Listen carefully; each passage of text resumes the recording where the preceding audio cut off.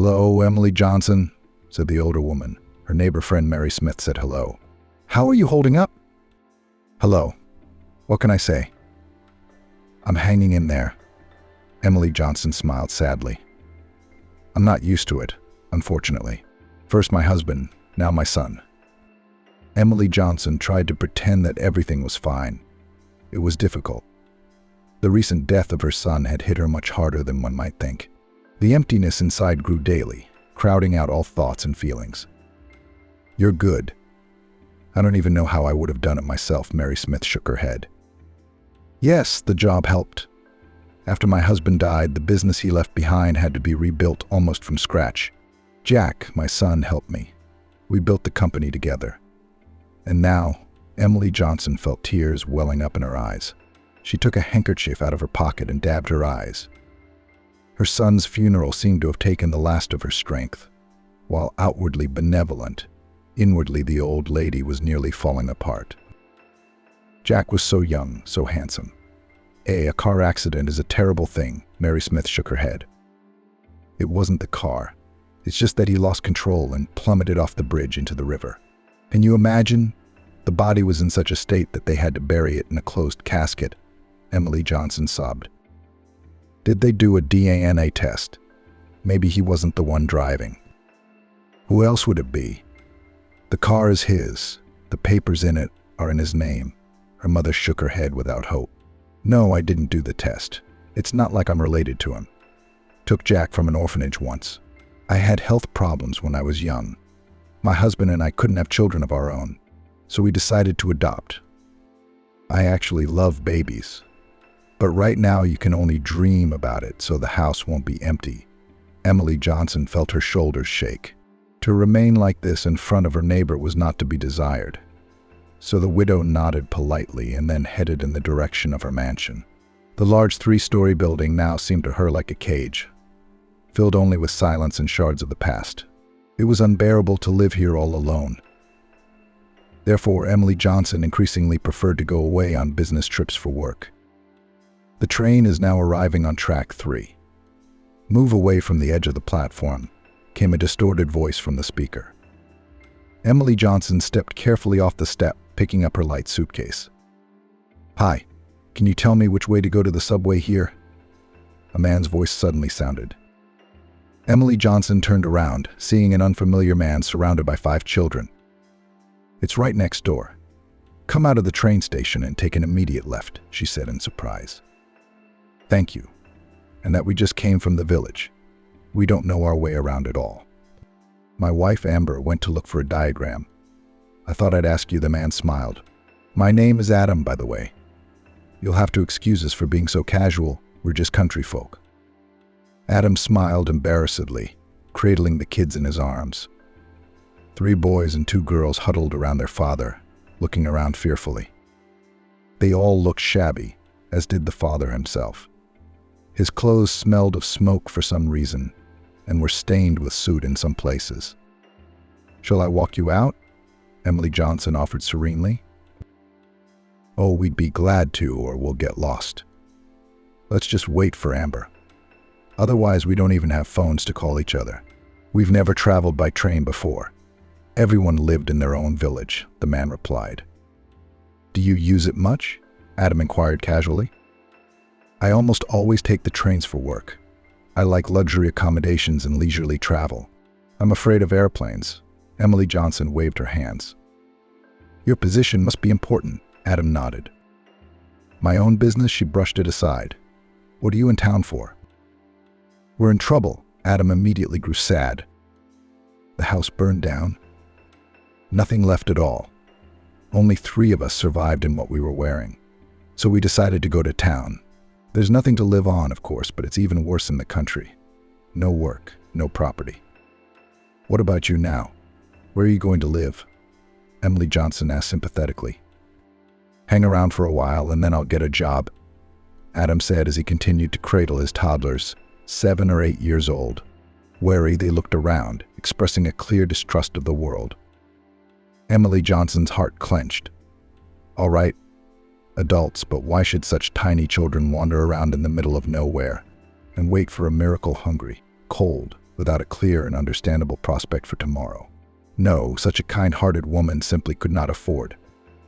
"Look, why don't you stay at my place tonight?" Emily Johnson said, smiling. "Nah, it's kind of awkward." Adam hesitated. "We don't even know each other. Why would you welcome strangers into your home?" "We're not strangers." The woman splashed her hands. "I know you. I know your wife's name too. And the kids are Victoria, Olivia, our Artem, Sergei, and Alyosha." Adam introduced the kids one by one. "Well, I guess we've met." Emily Johnson smiled. "Don't you worry. There's plenty of room for everyone. I have a 3-story house.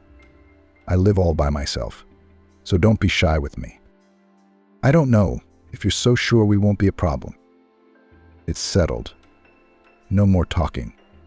We're going to my place. You'll get some rest, eat normally, and get some rest from the road. You guys okay with that?" Emily Johnson asked with a smile. The kids only continued to frown, and only Sergei nodded in agreement. "There's our mom," Adam said. "Hello." Amber, who had approached, said a modest hello. "Hello. So, shall we get ready?" "Let's go visit me." Emily Johnson smiled at her. "Artem, Olivia, stop being disruptive," came Amber's voice. "It's fine. Let them play." Emily Johnson waved her hand complacently. It had been several weeks since the large family had moved into her mansion, and the empty walls were finally filled with a bustle and noise that the elderly hostess even enjoyed. After all, she was so tired of the lonely life. And now she could play with the children from time to time and even take care of them. "I'm sorry to bother you," Amber smiled guiltily. "We bother you all the time." "It's okay. It's not a burden. In fact, I'm a little glad. It turns out that helping others is quite pleasant," Emily Johnson replied to her companion's smile. "Don't worry. Once Adam gets a job, we won't bother you anymore. It's not like we're freeloaders," Amber hastened to assure her. "It's okay. Make yourselves at home here. I'm pretty happy with everything. So it's okay if you can't move out right away. No one's rushing you," Amber said quietly. "We have some money, so we can kind of pay the rent on the rooms. It's not much, but it's better than nothing. It's uncomfortable sitting on my neck." "What kind of nonsense is that? I won't take any money from you." The landlady immediately rejected the offer. "I understand that you are in a difficult situation. I don't worry about anything. I'm not physically or financially constrained by you." Somewhere in the adjoining room, there was the sound of children's laughter. It seemed that the little ones were again engaged in some kind of fiddling. Their cheerful energy involuntarily infected everyone around them. For the first time since the day her son left, Emily Johnson felt a little bit alive. This chance encounter with parents of many children had kept her from falling into the abyss of despondency. And for that, it was worth every penny. She never dreamed she'd have a whole family to replace the one she'd lost. So, don't be embarrassed. Live as long as you like. I think I'll be going now." Emily Johnson nodded contentedly. She stepped out onto the porch, breathed in the warm air, and put her face in the sunlight. Life seemed to be getting better, and that feeling of lightness was truly priceless. "Hello. How are you?" I heard Mary Smith's voice. "Hello," Emily Johnson replied good-naturedly. "Everything is just fine. I hear you've taken in some guests." "Oh yes, I met a family. They're going through some grief, 5 kids. So I thought I'd help out." "You didn't take them in right away. At our age, you have to be more careful. You never know," the neighbor said warily. "What do you think could happen?" Emily Johnson dismissed the question lightly. "Oh, these are the times. But you can't be so gullible." "I beg your pardon, but are you all right in your head?" Mary Smith took a serious tone. "You've taken in a bunch of strangers. Is that what you know about them?" "What should I know about them that they haven't told me?" Emily Johnson asked naively. "They're good people. They say they've been burned." "Do you have any proof? Did you even call the village? Did you check people's databases?" "Well, you cannot be so naive. Splashed hands, friend. I'm worried about you. They are essentially strangers, and you let them into your home. You handed them the keys. "Oh, you watch too many crime shows. You see thieves and crooks everywhere," Emily Johnson joked. Emily Johnson did not want to listen to the arguments of the neighbor. The tranquility of her soul was too fragile to subject it to such serious tests. Life after a long loneliness finally had meaning. It would be unwise to lose this joy because of foolish suspicions. "Give it back. It's my candy," came Olivia's crying voice. "You've already eaten yours. It's common, you have to save them," Vika answered her. "Well, children, be quiet. No one is hurting anyone here." Emily Johnson intervened in the conflict. "Eat as much as you want. We'll buy more tomorrow." "Yay!" Olivia shouted happily. The girl ran off to her room, clutching the sweet treasure in her little fist. For a month now, the family of Burners had been living in Emily Johnson's house. Adam went out every day to look for work, but finding a position for a villager with no education was difficult. Honestly, Emily Johnson could have helped in that regard, but she just didn't want the family to move away, leaving her alone again. Everything was fine, except she did notice one oddity. "Vika, wait," she stopped the girl who already wanted to follow her sister. "I wanted to ask you something." "Yes," the little girl was immediately wary. "Why are you all about the same age? How did that happen?" "I don't know," she shrugged. "And my mom never said anything about it." "No, we don't talk much." "All right, run along. Just please don't hurt your little sister." "I'm not hurting, it's just that food has to be saved. We don't know when next time we'll be able to eat as well as we did." Vika threw a strange phrase and ran off to her room. "Poor things," Emily Johnson sighed pitifully. "So little, and already they've suffered." There was something else Emily Johnson preferred not to think about in addition to the oddity with age. It was as if the children disliked their parents. None of them clearly showed it, just squinted occasionally or snapped back at a remark. "Okay, none of my business," Emily Johnson reprimanded herself, shaking her head. "That's the last thing I need, is to go poking around in other people's laundry." Little did kids resent their parents for not having money and a normal existence. Of course, discussing the matter was something she really wanted to do, but Amber and Adam might take offense, and talking about such things with the neighbor after a speech about the suspiciousness of a large family would be unwise. "Okay, stuff happens in life." Emily Johnson dismissed her thoughts. After reassuring herself that everything was fine, she headed to her room to get some rest before her paperwork. "What kind of mess is this?" Emily Johnson said in surprise. She looked around the bedroom perplexed, noting things scattered here and there. Are the kids acting up? Emily Johnson pulled out the drawer of her bedside table, which was also upside down, and sat thoughtfully on the edge of the bed. It looked as if someone was searching the rooms, looking for something.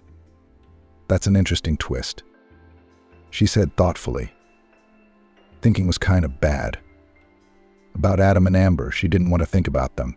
They'd shown nothing but the best of themselves for a month, and they'd never once abused the trust of their elderly benefactor. "I'll go do some work, and then I'll see if I can't be bothered with my own doubts." Emily Johnson got out of bed and, trying not to pay attention to the mess, went to the office. Owning her own business required constant supervision, so she'd set up a workspace right next to her bedroom. "Should I lock the door?" "Forgot," Emily Johnson muttered, glancing at the open sash as she stepped inside. She involuntarily began to look around, looking for signs of someone else's intrusion, but it seemed to be business as usual. "It's embarrassing, Emily. It's embarrassing to suspect people when you haven't caught anyone by the hand yet." The landlady berated herself for her suspicions toward the lodgers, but opened the safe just in case. Inside, as before, were folders with contracts, financial statements, and a few packages of money. Emily Johnson knew exactly how many bills there should be. After all, she always counted her finances. But she didn't feel like doing it right now. It was as if it would be a betrayal of the people who believed her. But doubt. Wasn't the spare key to the safe looked for in my room? She stretched out thoughtfully. Amber's offer to pay for their stay here, and the rare purchases the new guest did make came to mind. According to Adam, he hadn't found a job yet, but the family still had some cash on hand. Emily Johnson always put it down to having some savings. They couldn't have gone to a foreign city without a penny in their pockets. But now, Amid all that had happened, it was beginning to seem too strange a coincidence.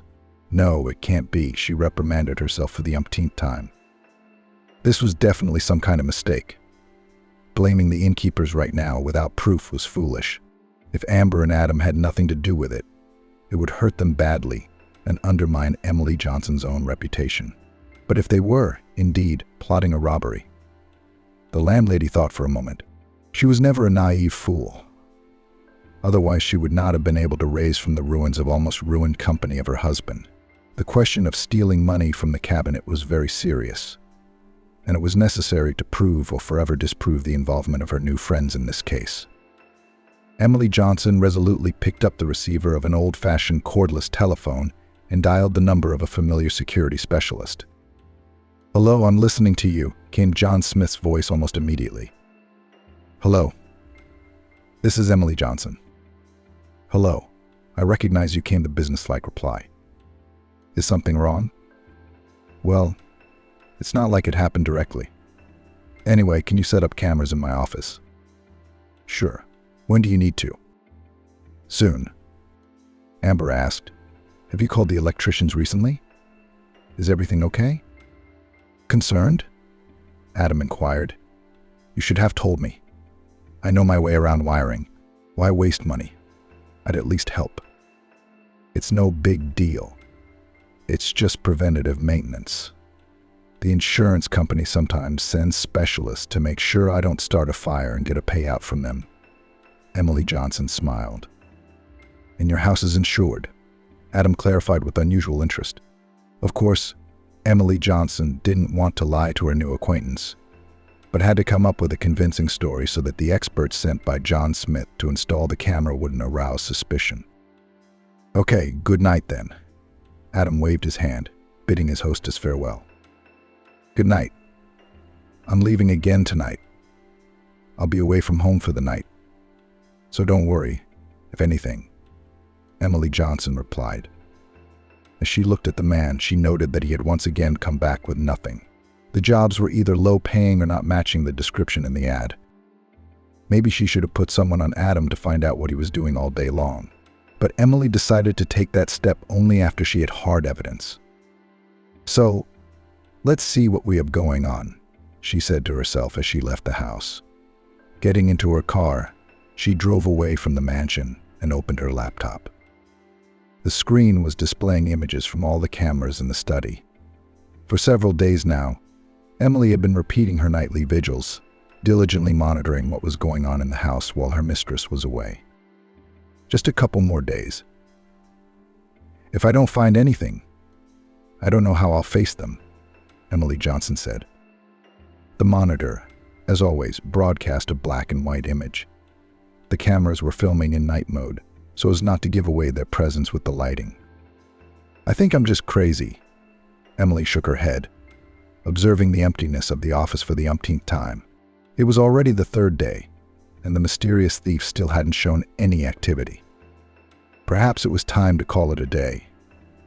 Emily Johnson wanted to go to the hotel where she was staying for the night, but suddenly she noticed some movement on the monitor. That can't be right. The office door swung open. The lights came on for a second. The cameras went out, going back to normal.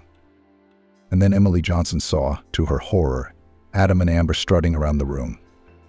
"The old lady's been away a lot," Adam said, sitting down defiantly in his desk chair. "Oh, well.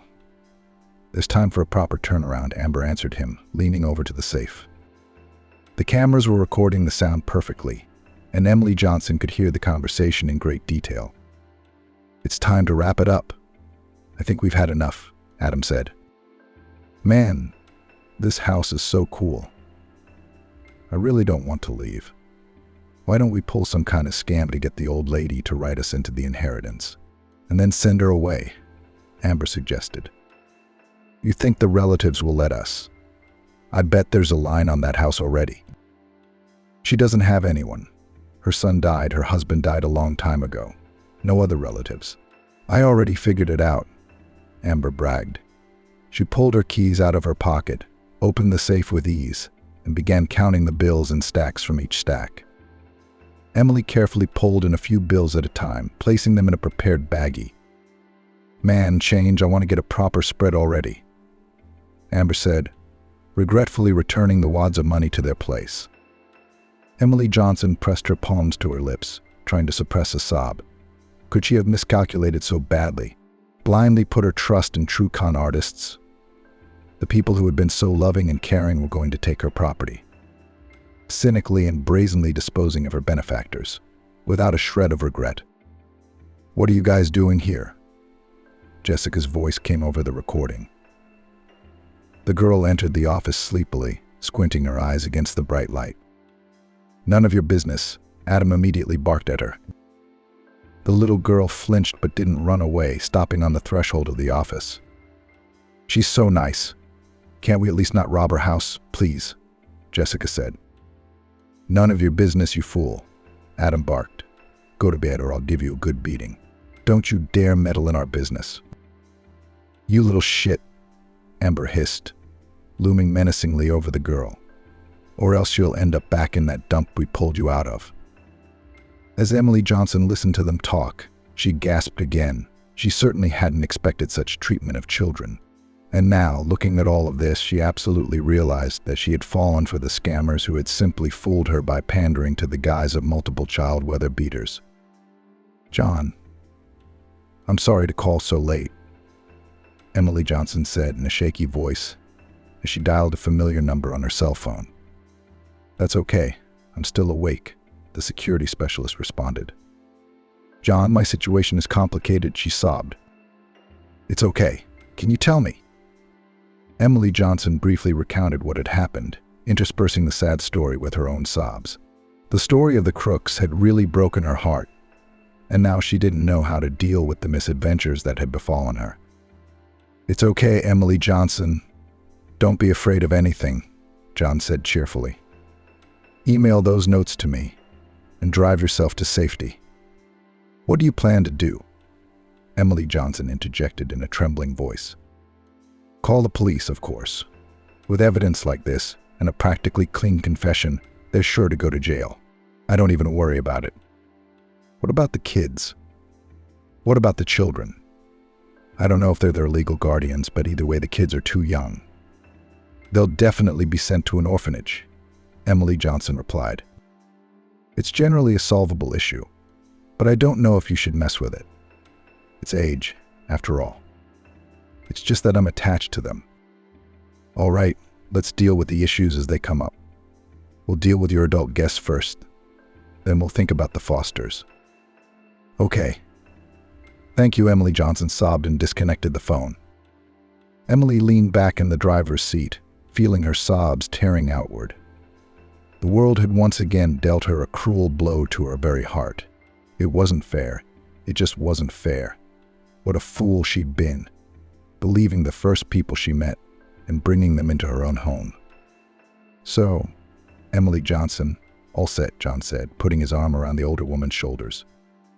"Have they been arrested?" she asked in a shaky voice. "Yes. Turns out Amber and Adam are professional con artists. They'd been wanted for a long time, but because they were constantly moving, they'd managed to elude justice. Am I not the first?" The woman interjected in a dropped voice. "Unfortunately, they've been practicing this scheme for a long time, rubbing their way into the confidence of the elderly wealthy. Adam presses pity and then steals from them. A few times they've even managed to take possession of the benefactor's property. But how did they come upon me? They were just waiting for passengers to get off the luxury cars. Rich people tend to be charitable. Some give alms to poor weather beaters, and others offer to help with the settling in. It's not your fault you were too gullible. It's just that these people weren't in need," John Smith said cautiously. "What about the children?" Trying to keep her cool, Emily Johnson inquired. It turned out that the Fosters didn't belong to them at all. She was overcome with shock. Of course, she suspected that the family had difficulties, but it was beyond her to guess what they were. Such things had simply never come into contact with the world of a wealthy woman, and this was the first time she had seen life from such an unsightly side. "And where did they get them?" Emily Johnson asked with trembling lips. "On the street somewhere they took street children, somewhere children who had run away from the orphanage." Somewhere they bought their own offspring from vagrants. So it was easier for Adam and Amber to get into the trust, hiding behind the image of a loving family. Emily Johnson clearly felt her heart prickling. Experiencing such a thing was too much for her advanced age. Tears had been rolling down her cheeks for a long time, bringing with them the pain of betrayal and the longing of injustice. "Don't be so upset," John said sympathetically. "It's only a performance. You were tricked into taking advantage of a good heart. But that's all over now." "That's all true, of course," Emily Johnson shook her head. "But it's the children I want to keep, get custody of them. Everything as it should be. A noble decision. I mean, the children are the least to blame in this whole thing, but they're the ones who have suffered the most. It's not fair," Emily Johnson said. "They were used as a tool and now they've just been abandoned. I can't let them end up in a shelter. All right, I'll help you with custody. But I'll warn you right away, the paperwork isn't easy." "Emily Johnson, we understand, but keep your age in mind," Sarah, the foster care representative, said tertly. "It's not an insult. It's just that if something happens to you, the children will be orphaned again. It would be a huge stressor for them. And with the kind of life the little ones have led before, they deserve a calm, normal place to develop. An orphanage sounds like a perfect fit as such a place to you?" Emily Johnson raised an eyebrow. Getting custody arrangements had proven to be a real challenge. She had used all her connections to make it possible. But the authorities at the orphanage where Jessica, Tom, Olivia, and Sam had been temporarily placed kept stalling. There was no way they were going to go along with a lonely elderly woman, even if she was wealthy. "You can visit them. You can come every day. Take them to your house for the weekend. Become a sponsor for the orphanage to improve their conditions," Sarah said. "I want them to live with me and grow up in a friendly, comfortable environment, not be guests," Emily Johnson insisted. "Understand, if they are only dependent on you, they may end up with nothing," Sarah stated firmly. "I will include them in my will, and even if I am gone, the children will have a good fortune. My trustees will make sure they have everything they need to live. And then a good education and startup capital," Emily Johnson explained. "That's very generous," Sarah had to admit. "If things are as you say, perhaps we can trust you to raise the little ones. But you must remember that children are not pets. Once you have made them trust you, you must not abandon them. Otherwise you risk doing irreparable psychological damage." It seemed Sarah was trying to hint at the hastiness of the decision. It wasn't the first time she had suggested that they should consider whether to adopt or at least reduce the number of children. But Emily Johnson stood firmly on its own, not wanting to separate the attached to each other babies. Even if they were not related by blood, she was sure she could handle it, and despite her age, she could raise all 5 of them. "Believe me, I know what betrayal is, and I would never put these children through something like that," Emily Johnson assured her. "Thank you for not abandoning us," Jessica said, stopping cautiously at the threshold of the workroom. "Is something wrong?" Emily Johnson interjected, lifting her head from her papers. It was already evening in the courtyard. Tired after school and extra lessons with the governess, the little ones were supposed to be resting in their rooms. But Jessica, the most serious of the bunch, continued to stand in the office doorway, eyes modestly downcast. "I thought you were going to put us in an orphanage. Since Amber and Adam wanted to rob you," the girl whispered. "They were bad, but it's still better than the life we had before them." "Come here," Emily Johnson called out. The girl stepped unhesitatingly closer, and then shuddered as she felt a warm embrace on her shoulders. "You are not guilty of anything.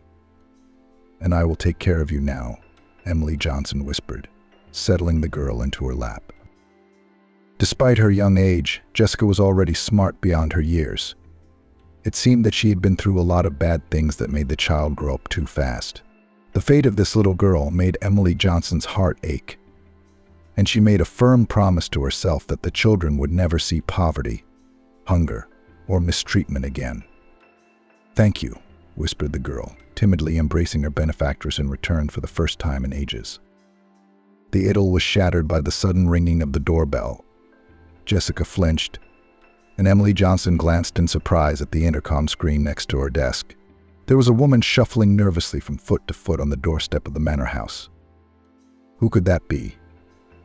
the landlady said in surprise.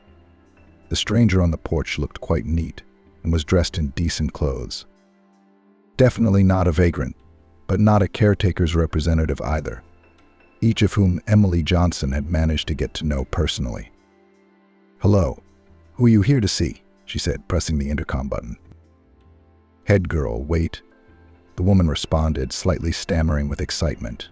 "You see, the thing is, I've been told, anyway. I'm Ethan's mom, the boy you adopted just a little while ago." Jessica immediately glanced fearfully at Emily Johnson, clutching her fur as if expecting a punch. "It's okay, baby. Go to your room and don't be afraid of anything. I'll figure it out." Emily Johnson smiled cheerfully at the girl and then, after waiting for her to leave, opened the door lock and headed towards her guest. "Good evening. I apologize for the intrusion," the stranger said in embarrassment upon seeing the lady of the house.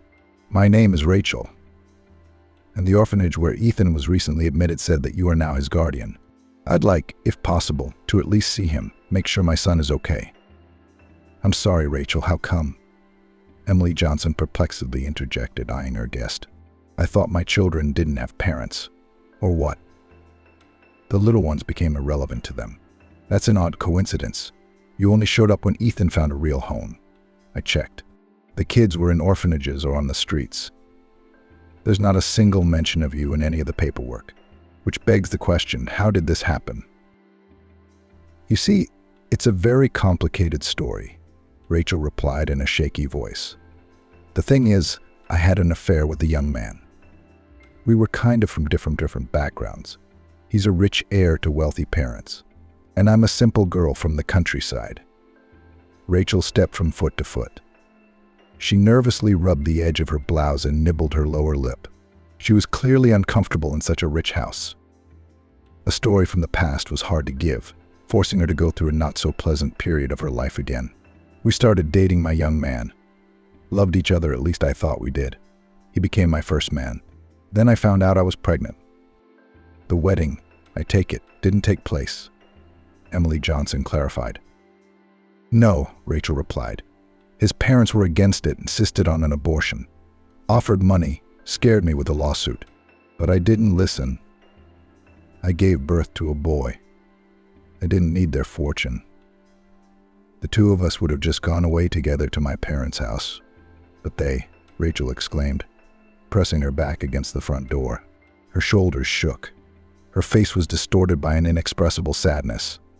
"They took away my baby boy, so I couldn't accuse their son of paternity and make me pay child support. And then, you just can't imagine. They didn't want Ethan.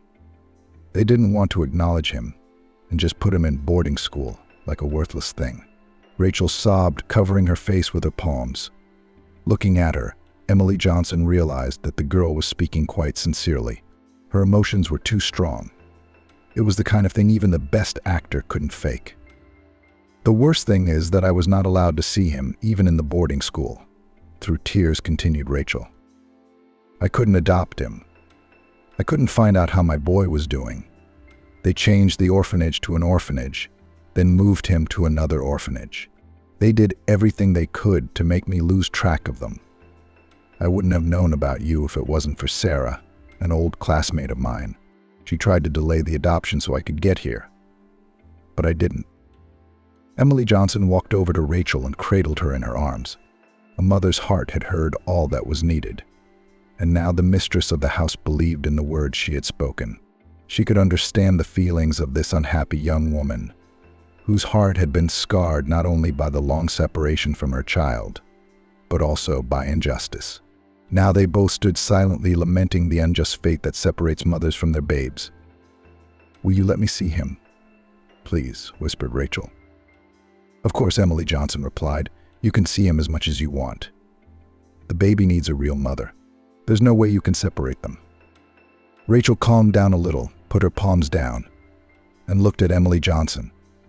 A secret hope gleamed in her eyes. "Will you really let me take my boy?" "Yes," Emily Johnson replied. "Thank you." Rachel rushed to embrace her benefactress, showering Emily Johnson with thanks. Her heart was pounding frantically. For the first time in a long time, She believed she could finally be together with her son. The motherly soul, exhausted by the separation, exulted. Only there is one condition. Emily Johnson finished her thought softly but inevitably. What condition? Confused by the unexpected phrase, Rachel asked. You'll have to live in my house because I can't give Ethan up. Just like that. I took responsibility for him. Vowed and promised your classmate Sarah, by the way, too, that I would take care of him. Trust me, he'll be fine with us. Rachel's newly found happiness, which was about to be in her hands, was slipping away again, for she was dependent on the whims of others. Once again, she had to adjust herself to the conditions. All these experiences were so vividly reflected on her face that Emily Johnson was even embarrassed. You didn't seem to understand what I was trying to say. I just want all of you to be happy, and for that, I'm willing to provide the facilities. Is that where you work? Emily Johnson asked. I grow vegetables in the greenhouse, then I sell them. I get paid a lot, enough, Rachel said confidently. And I'll pay more. I don't need handouts, Rachel replied sharply. If you think I think you're poor, you've misunderstood again. Emily Johnson smiled. I'm not trying to humiliate you. I want to hire you for a job. By who? Rachel asked in surprise. As a maid. I really need help in this big house. There were the children again. It's hard to keep up with them, smiled Emily Johnson. You'll be doing the usual chores around the house, helping me and taking care of your son. Take care of the other 4 little ones at the same time. And you won't mind, even if I. Total freedom. You can do whatever you want. We'll agree on weekends and long hours. No one will keep you here like a cage. You can visit your parents, see your family. The usual.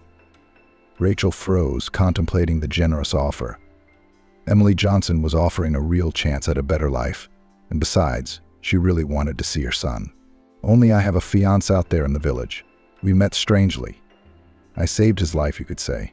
He and I became close, and now we've decided to live together. No problem. You'll move in, get used to it, and then you'll bring him along. We'll find him a job in his specialty. I'll take care of it, nodded Emily Johnson confidently. What? The good fairy godmother? Smiled Rachel timidly. Well, what's the point of making all this money if it can't be used to help the truly needy? You can't take it with you to the next world anyway, smiled Emily back at her. Emily Johnson, can I clean up your place?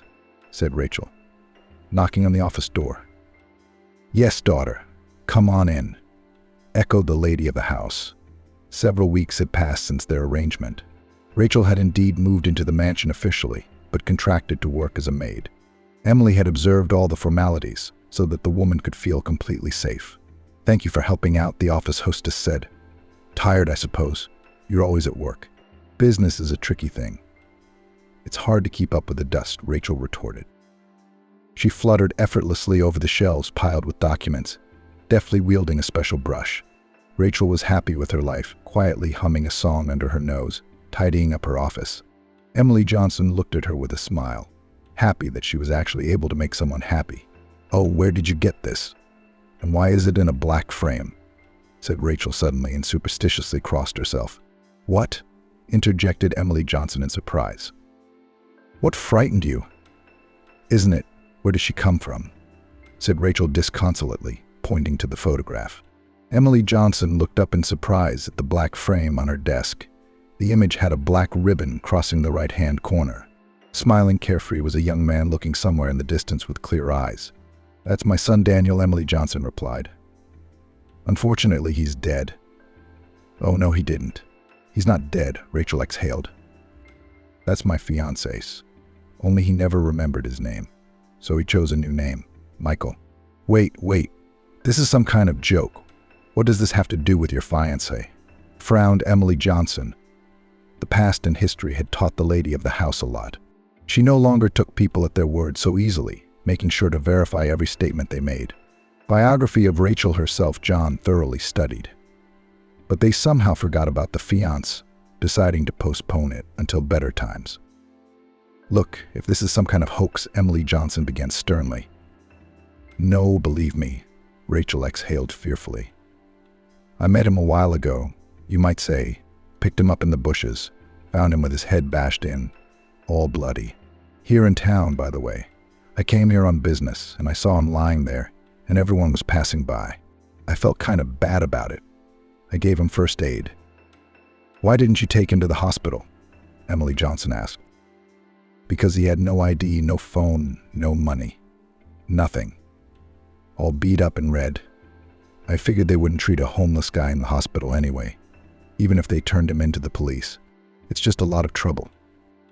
"And how did he end up in your village?" "I brought him to his senses a little, and it turned out that Daniel, didn't remember anything. He still doesn't know what happened to him before the accident. Anyway, I got him back to his senses. I don't know where to take him, so I thought about it, and I took him back to my place. I figured he'd figure it out on his own when he got better. But in the end, he decided to stay in the village to live with us. He proposed." "How did he get well without doctors in the middle of nowhere?" Emily Johnson asked in a trembling voice. "I have a neighbor witch doctor with all sorts of herbs to cure any ailment. I've asked her to help, and we've been nursing together. Daniel only had a concussion. He lost his memory from the impact. But there's still no cure for that, not even the most expensive doctors. I don't believe it. I guess my boy's still alive."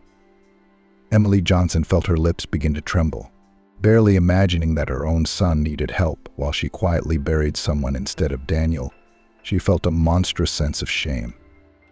Her chest was crushing, her heart beginning to prick again with invisible needles. "Didn't you even try to find out anything about his past?" Emily Johnson interjected deafeningly. "I'm sorry, but no. Honestly, there wasn't much to go on. Living together seemed so great. I felt truly loved for the first time, and I was terribly afraid I'd lose him if I started digging into the whole thing. I think Daniel felt the same way. But it's not his fault. It's just a coincidence. It just happened that way. You should be glad he's alive, right? Right?" "Of course I am," Emily Johnson exhaled. It really did seem something incredible that the son she'd had time to mourn could come back into her life again, albeit without memory, albeit with another man's name, but alive, healthy, and happy in the love of a good woman. "I'm sorry, but I'll only believe that when I see it with my own eyes." Emily Johnson shook her head. "It's not about you. It's just that I've had so many disappointments in my life that another shock might just be too much for me to handle." "Of course we can go right now," Rachel nodded understandingly. "Daniel is really looking forward to me coming back, or him being able to go away with me. He's worried, wondering if you're hurting me." "Such an abuser of me." Emily Johnson smiled, almost like a con man in the house. "Well, you've probably heard about Adam and Amber. Now, here's a house full of kids. You guys are just really good. And a good heart is not a flaw. Yeah, I wonder how I still managed to run a business. But that's okay. When Daniel comes back, he'll take over again. He hasn't died yet. He hasn't disappeared. He's helped me with everything. It's been so hard without him. But don't worry, things will get better now. He'll be home to you soon." Jennifer hugged Emily Johnson. Emily sincerely empathized with the older woman who had to go through such a terrible grief as the loss of her son. Who but she could understand these feelings? But besides female solidarity in the heart of Rachel hid something else. Fear. Just the fear of a man who didn't want to lose his happiness. What if, when he comes home, he remembers everything? And stop being the man I loved, the man who loved me, Rachel thought. Emily felt a tear protruding from the corner of her eye. But instead of allowing herself to doubt, she hugged Emily Johnson even tighter. No, Rachel just couldn't allow herself to have selfish fears and hope that Daniel would remain only her husband. Not this time, not with the man who had treated her so kindly. "Here we are, my village," Rachel said as their car pulled up to the main street. "So close, not far from town at all. He's been right next to me the whole time. I didn't even feel it." Emily Johnson shook her head contritely. "I don't feel bad about it. It's not about you. It's just the way things are," Rachel tried to cheer her up. It was hard, because she was starting to get worried herself. And the closer they got to the house, the stronger the doubts became. "Here we are," she said in a shaky voice, noticing that Daniel was already meeting them at the gate. "Son." Emily Johnson sobbed as she ran out of the car. She started to run towards him, but immediately stopped when she saw the wary expression on her son's face. "Hi, it's us," Rachel said cautiously, also leaving the interior of the SUV. "Hello," the boy frowned, examining Emily Johnson. "And you must be." Before he could finish, Daniel grabbed his head, feeling red-hot needles pierce his temples. A brief flash. Vague images of the past flashed before his eyes. "Are you okay?" Rachel came running up immediately. "Son, hang in there." Emily Johnson joined her. "I think I remember," Daniel moaned with difficulty. The onset of pain began to recede, and with it the shroud of oblivion. The memory of the blow had not fully returned. He looked at the world with new eyes and shifted from foot to foot. "Mother." "Hi, sorry I've been missing," Daniel said slowly and smiled. "Sonny." Emily Johnson walked over to her son and hugged him tightly. Everything fell into place now, and the longing that had been tormenting her soul was finally gone. "What happened to you?" Emily Johnson whispered, cradling her son in her arms. "A stupid coincidence," Daniel said. "Some fool stole my car. Broke into the cabin while I was at a stoplight, hit me over the head, and threw me out. I don't know how I got to the bushes. My documents, money, phone, everything was left in the cabin. Then the guy drove off, but apparently he lost control and fell off the bridge. I heard the news about the accident and the death of a famous businessman on the radio, but I didn't know it was about me. It turns out that a criminal died instead of me. There was nothing to identify, so no one noticed the switch. Yeah, but it's okay now. I'm back." Daniel smiled cheerfully at his mother, putting his arm around her shoulders. Looking at them, Rachel took a step back, feeling completely unnecessary. "Only I didn't come back alone," Daniel said confidently. He gently released himself from his mother's embrace, walked over to Rachel and took her hand. "Here we are, you've already met. But let me make it official. My fiancée Rachel. We love each other. I owe her my life, which I now want to share with her. My good man. I'm only too glad." Rachel furtively cried, but now out of joy. They were all together now, and the fears that had plagued her all the way home were dispelled like smoke. "Jessica, call the boys in for dinner. I've already got everything ready," Rachel said, stroking her chief assistant on the head. "Okay, Aunt Rachel," the girl stammered, embarrassed. Noticing this, Rachel caught her hand, sat down across from Jessica, and looked into her eyes. "It's okay, you can call me Mommy because I love you all like family," she said and hugged the little girl. "Thank you for being you, Ma." The little girl sniffled contentedly as she hugged the woman back. "But that's it. Go ahead and call everyone to eat." Since Daniel's return home, they had continued to live all together, but now as a big, complete family.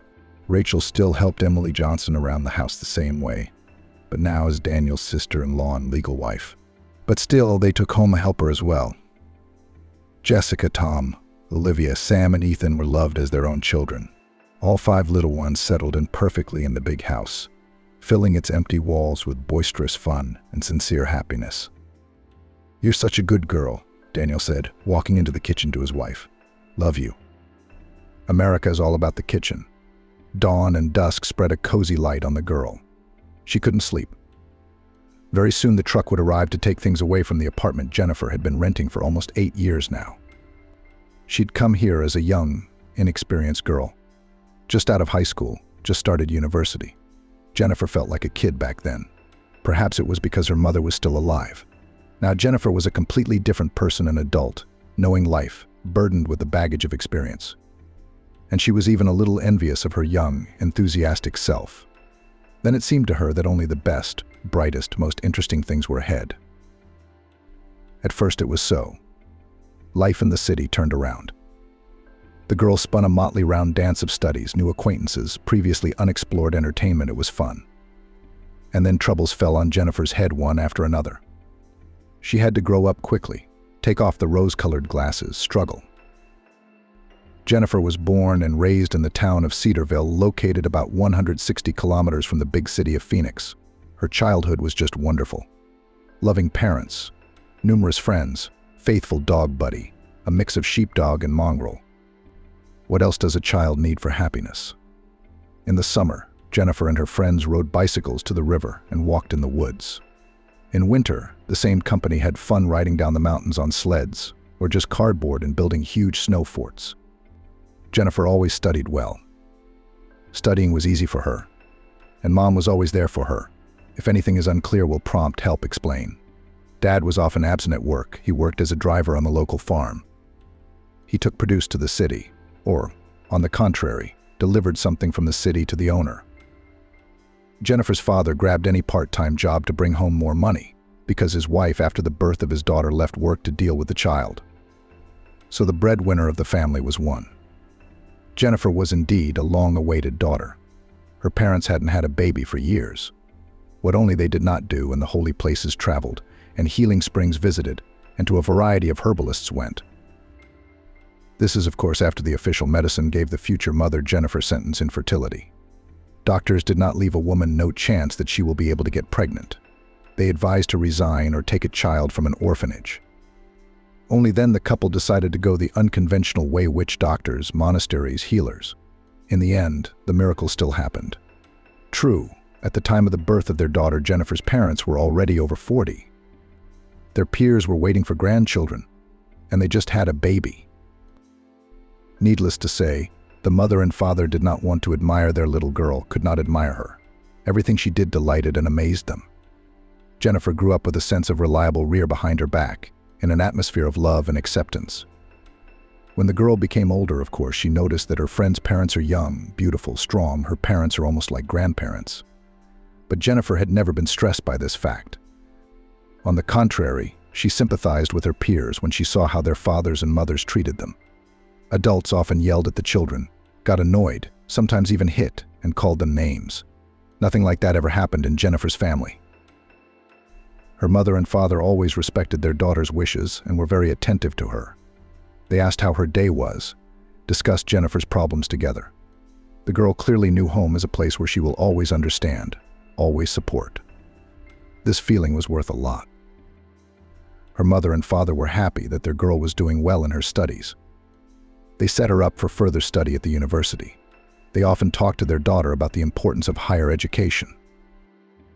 "Go, my daughter," on the lawyer, reasoned the mother. "You will always have a piece of bread, and the work is important, respected. In a warm office we'll sit in. No way. I from early morning to the farm to stomp, then with frozen manure hands to deal with. Women's beauty, daughter. Physical work fades quickly. Listen to your mother, she's right," echoed her father. "Your head is well cooked, you will cope with everything."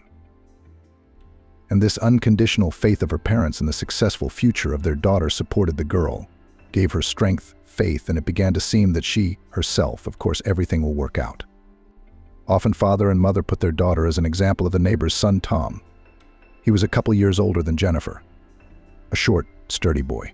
Not handsome, like Betty, for instance, but very nice, very pleasant. Dark brown skin, dark brown intelligent eyes, thick brown hair. He looks very Italian, and just as smiling, friendly. Of course, Jennifer made up all her ideas about Italians from popular movies, and Tom looked just like their heroes. Tom was always different from the village kids. Instead of playing soccer with the boys, he spent his days and nights reading books from the local library. If it had been comic books, or even adventure novels, Jennifer would have understood. But the books Tom chose were strange anatomy guides and treatises on the structure of the human body. Sometimes Jennifer couldn't even read the titles of these books correctly, let alone understand them. Tom was the best student in school. He was especially distinguished in natural sciences, chemistry, biology. The boy often went to the city to the regional Olympiads in these subjects and never returned without a prize. No one was surprised when Tom entered the academy after finishing school, but not to the local nearest university, located in Agapov, but to the capital's university. Tom's parents were happy to share their son's success with the neighbors. As a student, he had already assisted a distinguished surgeon and written some important and complex work.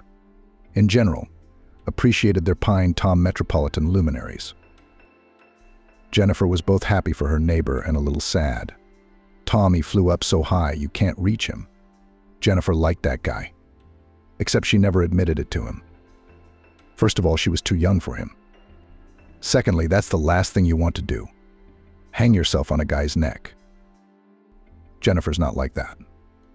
What was Jennifer's attraction to the boy next door? Well, for one thing, his kind and intelligent eyes. And then there was his calm demeanor, his inner strength and confidence. Tom seemed to know exactly what to do in any given situation. Tom was very different from the rest of the boys. It's just a pity that he didn't pay any attention to girls at all.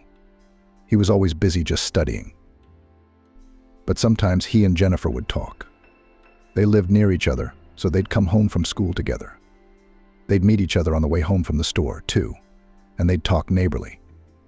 They discussed, it seemed, everything in the world, the weather, what was happening in the village, cases and guys they knew.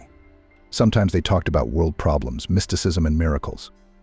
Jennifer had never had such interesting conversations with anyone. The girl would not mind to stop at the gate, to chat with Tom even a little more, but he always hurried home to his books and computer. Jennifer had never met such enthusiastic people before. These conversations were another reason why Jennifer was in love with her neighbor. Too bad he didn't need anything but his books in his life. It wasn't just Jennifer who liked Tom. There was something about him that attracted other girls to him, and they acted much more daring and uninhibited than the modest Jennifer. But all their attempts to attract Tom's attention were to no avail, and Jennifer quietly rejoiced at her rivals' failures and enjoyed their disappointment. Some girls, offended by Tom's neglect, spread rumors about him in the village, but no one believed them. Then Tom entered the university in the capital, left Sosnovka. He started a whole new life, and Jennifer realized she'd never see him again. The end of their friendship and interesting conversations. It made her very sad.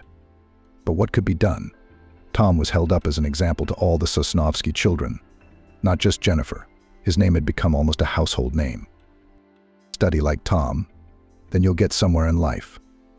Perhaps Tom, caught up in the whirlwind of his new life, never thought of his neighbors, but they often talked about him. The years flew by, and now Jennifer was a senior. The joyful event receiving a red certificate was overshadowed by the fact that the girl's father the day before went to the hospital with a heart attack. During the solemn line, at which the teachers spoke very warm and good words about Jennifer, he was in intensive care between life and death. Of course, Jennifer and her mother sat in the school auditorium as if on pins and needles.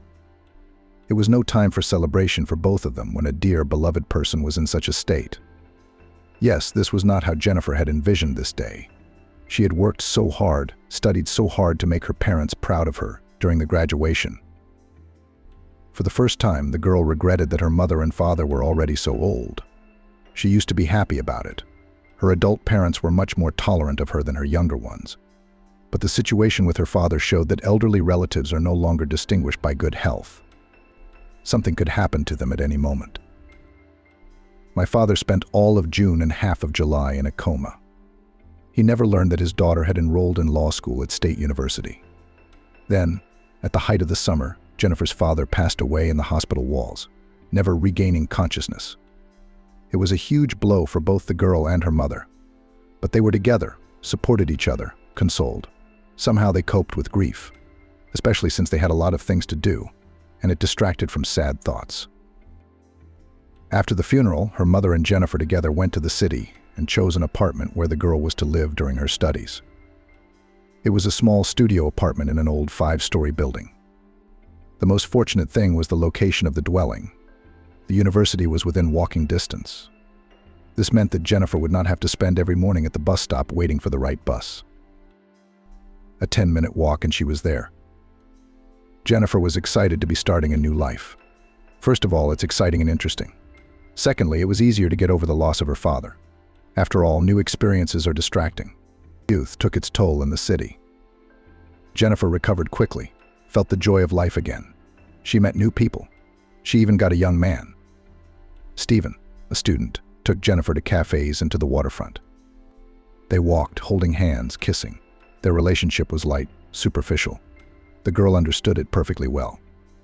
Neither Stephen had strong feelings for her, nor she for him, but both of them were satisfied with this state of affairs. It was customary to meet someone, so they met, expecting nothing special from this unburdensome relationship. Jennifer became friends with Jacqueline. She was at the same university, but in a different department. Some of the girls' lectures were held together. Jacqueline somehow forgot her fountain pen. Jennifer had a spare. That's how they met. Jacqueline lived in the city with her parents and suffered from their overprotection. Mother and father, according to the girl's assurances, controlled her every step, pressured the grown-up daughter, demanded complete obedience. And it pissed Jacqueline off, Jennifer said. That's why Jacqueline often stayed overnight at Jennifer's house in spite of her parents. I envy you. You live alone. No one's bothering you, Jacqueline sighed. Jennifer shook her head silently. She didn't argue with Jacqueline, she knew she wouldn't understand. Jennifer herself was desperately jealous of her friend.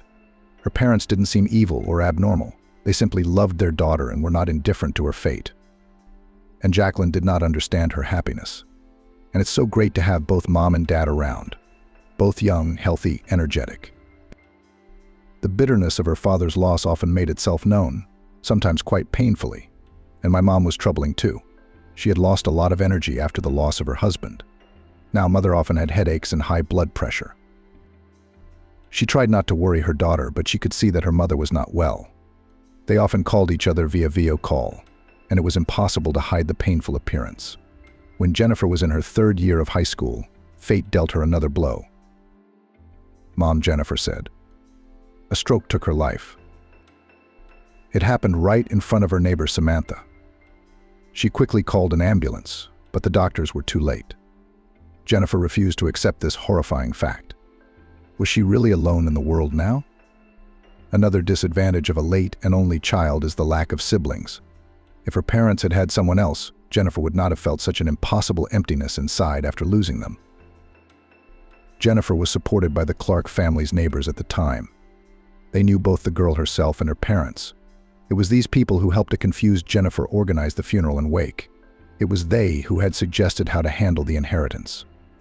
Jennifer was very grateful to them for that. But new acquaintances Stephen and Jacqueline turned out to be such a support. Stephen disappeared, unable to bear the weight of what Jennifer was going through. Because of the tragedy, Jacqueline still tried to distract her friend. But it was so pathetic and unsuccessful words and actions that Jennifer only got worse. Eventually, Jacqueline disappeared from Jennifer's apartment as well. You should probably be alone right now, shouldn't you? Well, you call if you need anything when you come to your senses, Jacqueline said. It was a rough patch. Jennifer had to pick herself back up from the ashes, but she got through it. Getting used to total loneliness was not easy. For a long time, Jennifer was drawn to call her mother to share the news or tell her about some problem. But slowly, Jennifer's life returned to normal. Now, instead of remittances from her mother, she received a survivor's pension. She was already an adult, but she was still a full-time university student. Jennifer was entitled to this benefit. The pension, together with the scholarship, allowed the girl to make ends meet, to pay rent, to eat, to buy the necessary things for her studies, to dress. Jennifer was graduating from the university, and her friend Jacqueline made different plans for the time after graduation. Some dreamed of traveling for a year, others thought of studying further. But Jennifer had only one option: to find a job. Immediately after receiving a diploma, payments from the state will cease, which means that Jennifer will have to provide for herself independently. Adulthood and responsibility were frightening. But where to go? You have to live somehow. Of course, Jennifer could not find a job as a lawyer. Who needs a lawyer with no experience? And her age and gender didn't play into Jennifer's hands. You're only 22? The woman in human resources asked. She's young. Now I'll take you, you'll get married, then maternity, then the second. And after that, endless sick days. We know the type.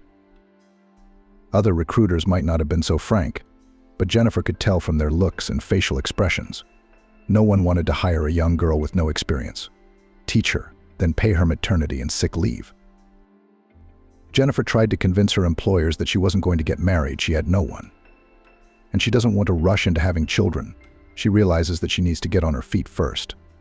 But it was all for nothing. As a result, the girl decided to lower the bar of requirements for future work. It is not necessary to work in a specialty. The main thing is to be paid.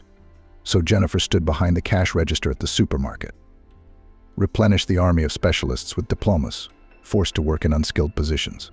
What to do? Jennifer Agapova did not have it so easy with employment. One could, of course, return to her hometown of Fleming. At least she had her own place to live. Jennifer often thought about her home. Life in Fleming is much more measured, quiet, understandable. Fleming is Fleming. Not like Los Angeles with its frantic rhythm. But where do you work there? What, go to a farm? Jennifer can't do any of that. Hands aren't made for physical labor. And she can't do heavy labor. Jennifer wasn't used to country life. At least in the city, you could always get a job as a cashier. There are so many supermarkets growing everywhere like mushrooms after rain. Jennifer's own life seemed dreary and dull. Indeed, there was little joy in it. Early rise, a trip in a crowded bus to the other side of the city. Then the work was long, exhausting, monotonous.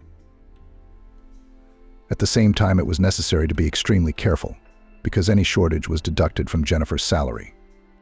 But the hardest part was dealing with people. Jennifer was supposed to behave impeccably, politely, even with the most dissatisfied customers. So the girl had to endure rudeness and outright insults, accusations of distrust, slowness and other sins. Cashier. How do you put up with it? Jacqueline was indignant. If I were you, I would have left a long time ago. They were friends again, because Jacqueline was still fighting with her parents, and she needed a place to sleep after she proudly slammed the door. Jacqueline herself worked as an accountant at the firm her father had set her up with. His connections helped, because inexperienced accountants from the street, just like inexperienced lawyers, were not very popular. Jacqueline told Jennifer how hard the job was for her. You have to learn everything. You have to run on the parcels of the senior, listen to the comments from the bosses.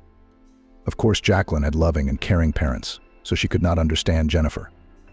Jacqueline lived in her own pleasure, but her friend had to survive. Jennifer wished she had a strong male shoulder to lean on, a man with whom to share all the hardships of this lonely adult life. Reliable, wise, faithful. But where would one find such a man? Jennifer looked around carefully, but saw no one suitable. At work, she tried to court the loader Michael, a young, handsome guy who worked part-time at the mall after graduating from university. But Michael, he is not serious, and on such a one cannot rely. He has only partying on his mind and entertainment. The boy had time not only to court Jennifer, but also to pay attention to other girls.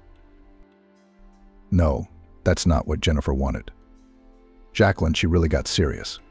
She met a young man at work. I think he was the head of some department. They were dating. This Phil took Jacqueline on dates to restaurants, complimented her, gave her expensive gifts. And then he proposed. Jennifer was genuinely happy for her friend. Only on her background even more acutely felt their own loneliness and worthlessness. Jennifer attended the wedding of Jacqueline and Phil. The groom's friends were looking at the pretty bridesmaid with interest, but they were all with their other halves, and Jennifer, as always, alone.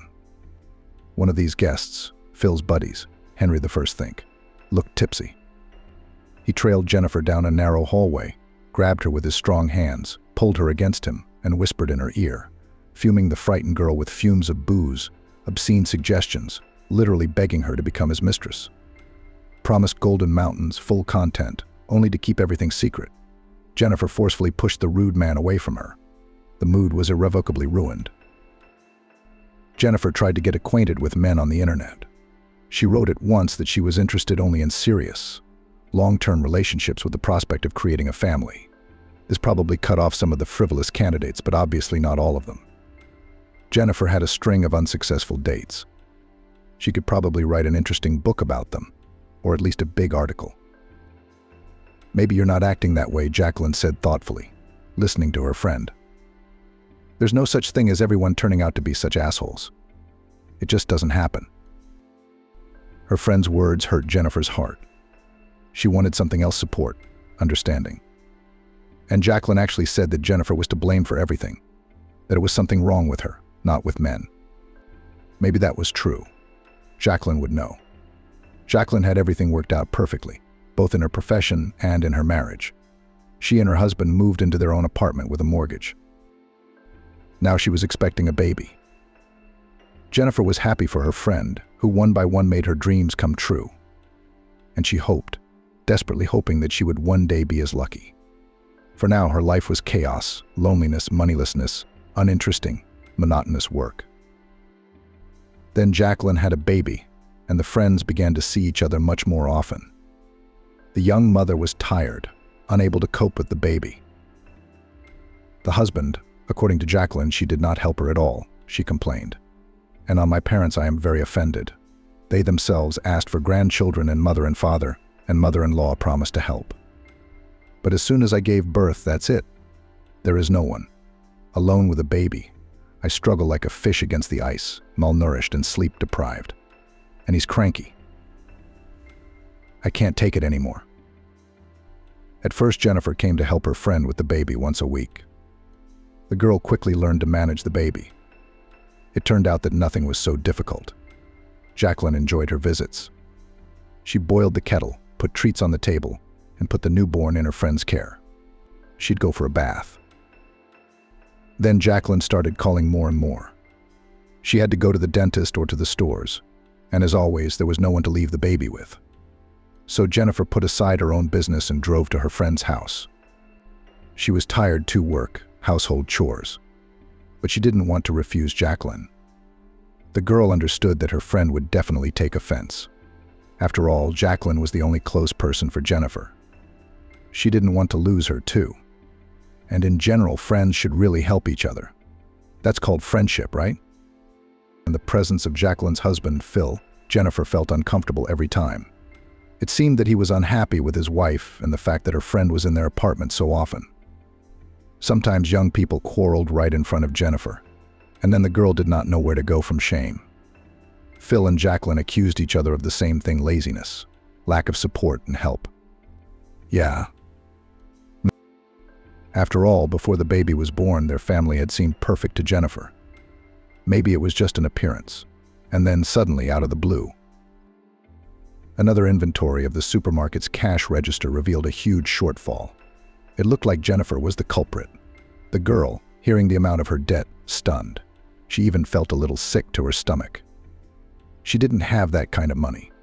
She'd have to work for 6 months for free to pay it all off, without eating, drinking, or paying rent. So how come? Jennifer tried to justify herself to her boss. This is a mistake. It couldn't have happened to me. I count everything carefully. I mean, I've worked for you guys for so long. This has never happened before. The boss looked at Jennifer accusingly, distant. She was usually much more friendly to her, as if she were a long-time, trusted employee. What do we do now? Jennifer asked. What? Pay off the shortfall. Otherwise, you're looking at a criminal case for embezzlement or theft. I don't know exactly how they classify that nowadays. Either way, you'd be in a lot of trouble. But I don't even have that kind of money, the girl objected. Maybe I'll pay it back somehow? I'll give you half of my salary. We'll pay it off gradually. The boss shook her head negatively. The money should be in the cashier's office in the near future. We can't do it in installments. But where will I get it? I don't know. Borrow it from someone or take out a loan. Jennifer thought about it. A loan? The interest rates are insane. It would take the lion's share of your paycheck. Borrow? She probably couldn't borrow. Just at that moment, the phone rang demandingly in her jeans pocket. Jacqueline's number popped up on the screen. I see. She had to babysit again. And then it hit Jennifer, of course, it's Jacqueline. A friend of hers had boasted more than once that when she went on maternity leave, as a conscious and intelligent woman, she had managed to build up a financial cushion just in case. I'm sure she'll help me out of trouble. We're so close. Especially lately. And Jennifer. Of course, she'd try to pay her friend back as soon as possible. Only the interest wouldn't have to be overpaid. How much she takes, she'll pay back. It's a way out. Lucky you. Jacqueline's tired voice echoed through the phone. The background was the demanding cry of a baby. But I need to go away for a couple of hours in the evening. You come after work and sit, and I'll be there. Thank you. You're the best friend ever. Jennifer had no doubt that Jacqueline would help her out. After all, they were almost like sisters. Jennifer herself helped her a lot and let her stay overnight when Jacqueline quarreled with her parents and proudly left the house, and babysat the baby as much as she could. Jennifer took it for granted that her friend would help her in a difficult situation, especially since she had the opportunity to do so. But when she heard the request, Jacqueline somehow immediately tensed up, her lips tightened, and she froze in her chair. That's the way it is. Jennifer summarized the story of the shortfall. I'm in such a difficult situation. There's no one to help me. You're my only hope. Jennifer was very uncomfortable to address her friend with such a request, but what else could she do? You see, Jennifer, there's no way I can help you out. I'm sorry, Jacqueline said. Why not? The question came out of Jennifer's mouth before she had a chance to think about it. Of course, she felt she had no right to ask her friend such a question. Why? Jacqueline began to get annoyed. First of all, we have a mortgage with Phil. You know, his job isn't always stable.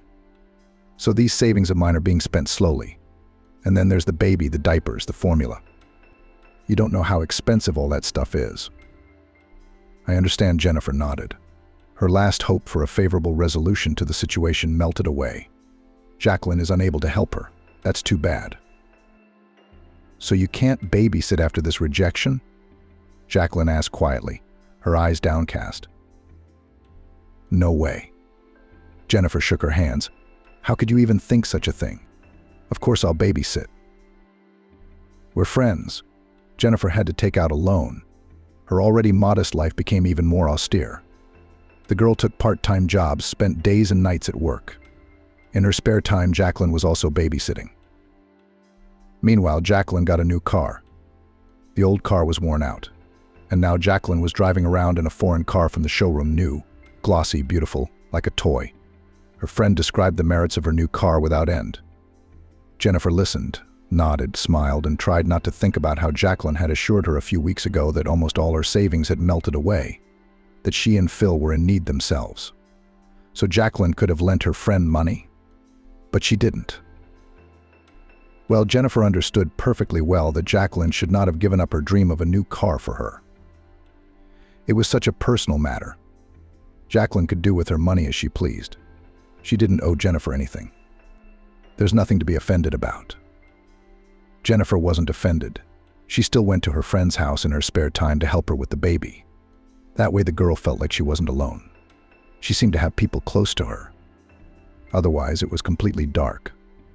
Summer, and the most beautiful season of the year, the golden fall, flew by quickly. The cold came. It was only then that Jennifer came to her senses. It turns out that she has nothing to wear. The old jacket has completely fallen into disrepair, and even a stain on it Jennifer planted. Something did not take it. In general, there is an urgent need to update the closet. And with what? Jennifer's entire salary was spent on rent and loan payments. She ate beets, bread, and the cheapest pasta and canned goods. How could she afford to buy new clothes on a budget like that? And yet you have to wear something, right? The solution, Jacqueline said, is to go to the flea market. What? Jennifer didn't understand. Well, there's one near the train station, where the fountain used to be, remember? People gather, sell used stuff. I'm sure you'll find something. Nothing to do. On her day off, Jennifer went to the flea market.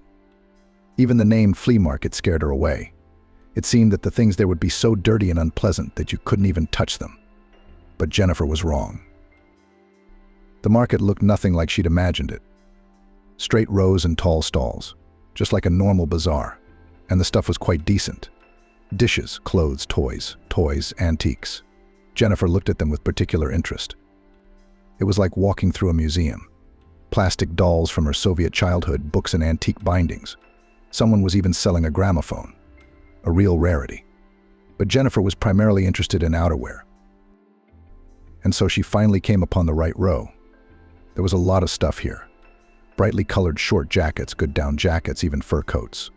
But her attention was immediately attracted by the coat, elegant, stylish, beautiful, soft blue color. The thing looked like new, no scuffs, no stains, no holes. The size seemed to be just right. Jennifer looked at the salesperson. She was a woman in her 50s. Did you like the coat, daughter? She smiled. Try it on, try it on. I think it will fit you. I can see it once this thing is yours. And my eye knows it's already there. Jennifer tried on the coat and realized the saleswoman was right. The coat fit right. The girl even admired herself in the mirror. The saleswoman named the price. Jennifer could not believe her ears. It was just pennies. She could easily afford a beautiful coat.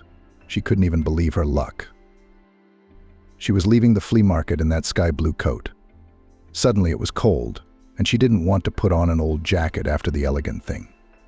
Jennifer felt different in beautiful clothes, more confident, relaxed, happy, finally. It seemed like such a small thing, but how does it affect her mood? Jennifer felt like everyone was looking at her and admiring her. Or maybe that was how it really was. A pretty girl with a slight smile on her lips, wearing a beautiful coat. People like that certainly attracted attention. Jennifer decided to get off the bus early and walk the stop. At the same time, to buy something tasty at the store on the way. Sometimes you could treat yourself once in a while. And at that very moment, when Jennifer was hurrying to the grocery store, she was called by a high voice, either a woman's or a child's. Girl in the blue coat. The girl shouted. Jennifer thought it wasn't her. But again, the girl in the blue coat. Jennifer slowly turned around.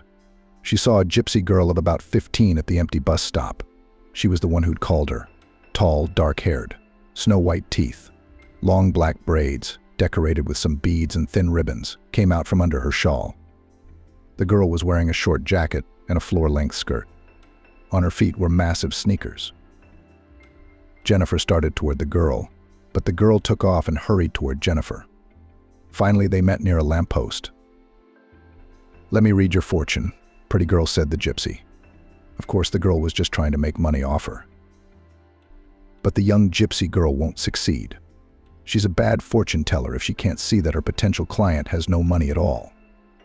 "I'm just telling fortunes," the girl said suddenly, her black eyes scrutinizing Jennifer. "For free. I'm rich. I'm just learning. I need to practice."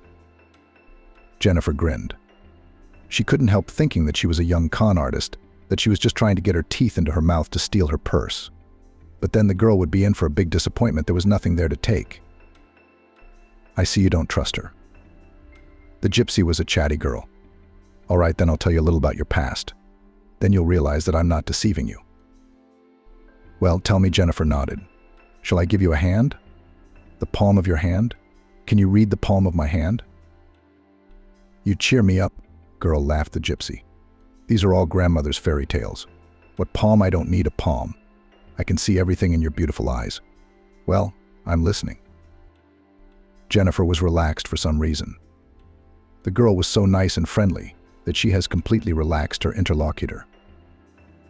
"I can see that your life is not easy. Loneliness. I see losses in your past. Serious losses," the gypsy woman said. "Oh, they were people very close to you. Your parents, I guess, right?" The fortune teller looked sympathetically at Jennifer, who nodded affirmatively.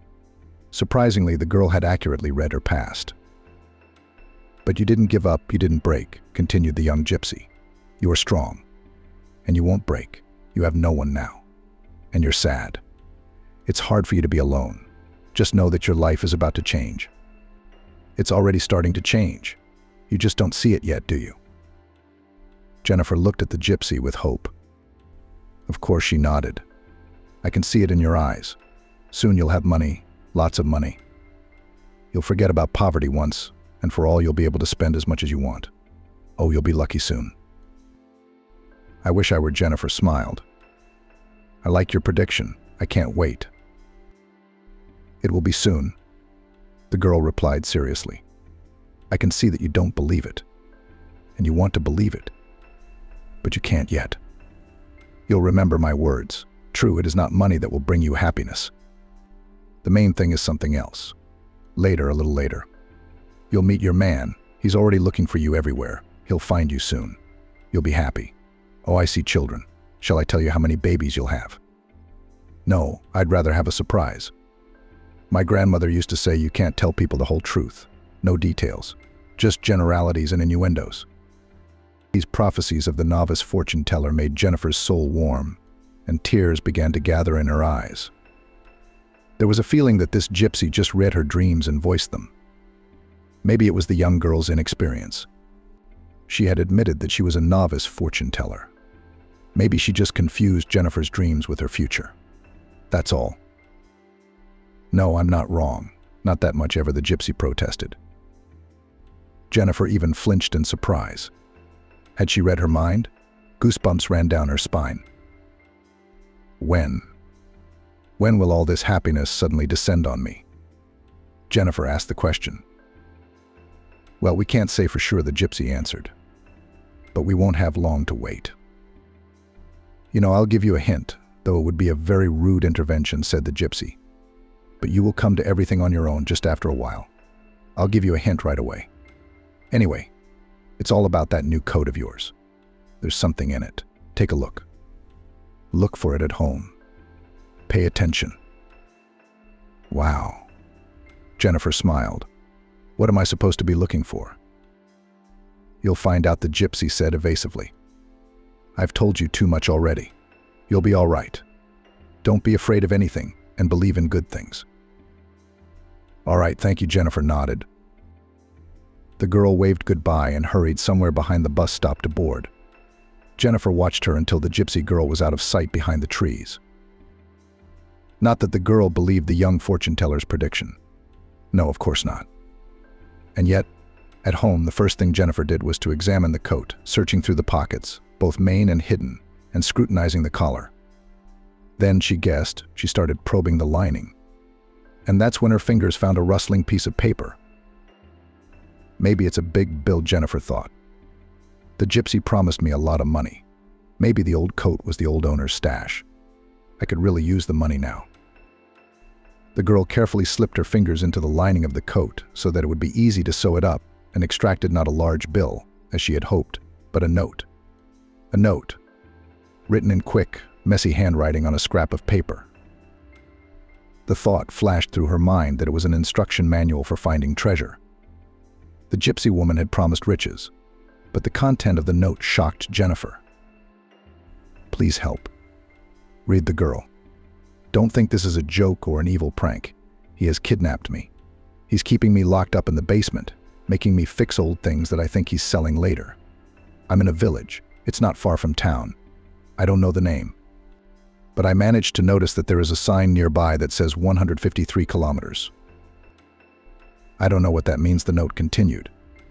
His house is somewhere on the edge of the village. It's always quiet here, no one lives nearby. Just behind the house is a forest or a plantation. I don't know what it is, he'll kill me like the others.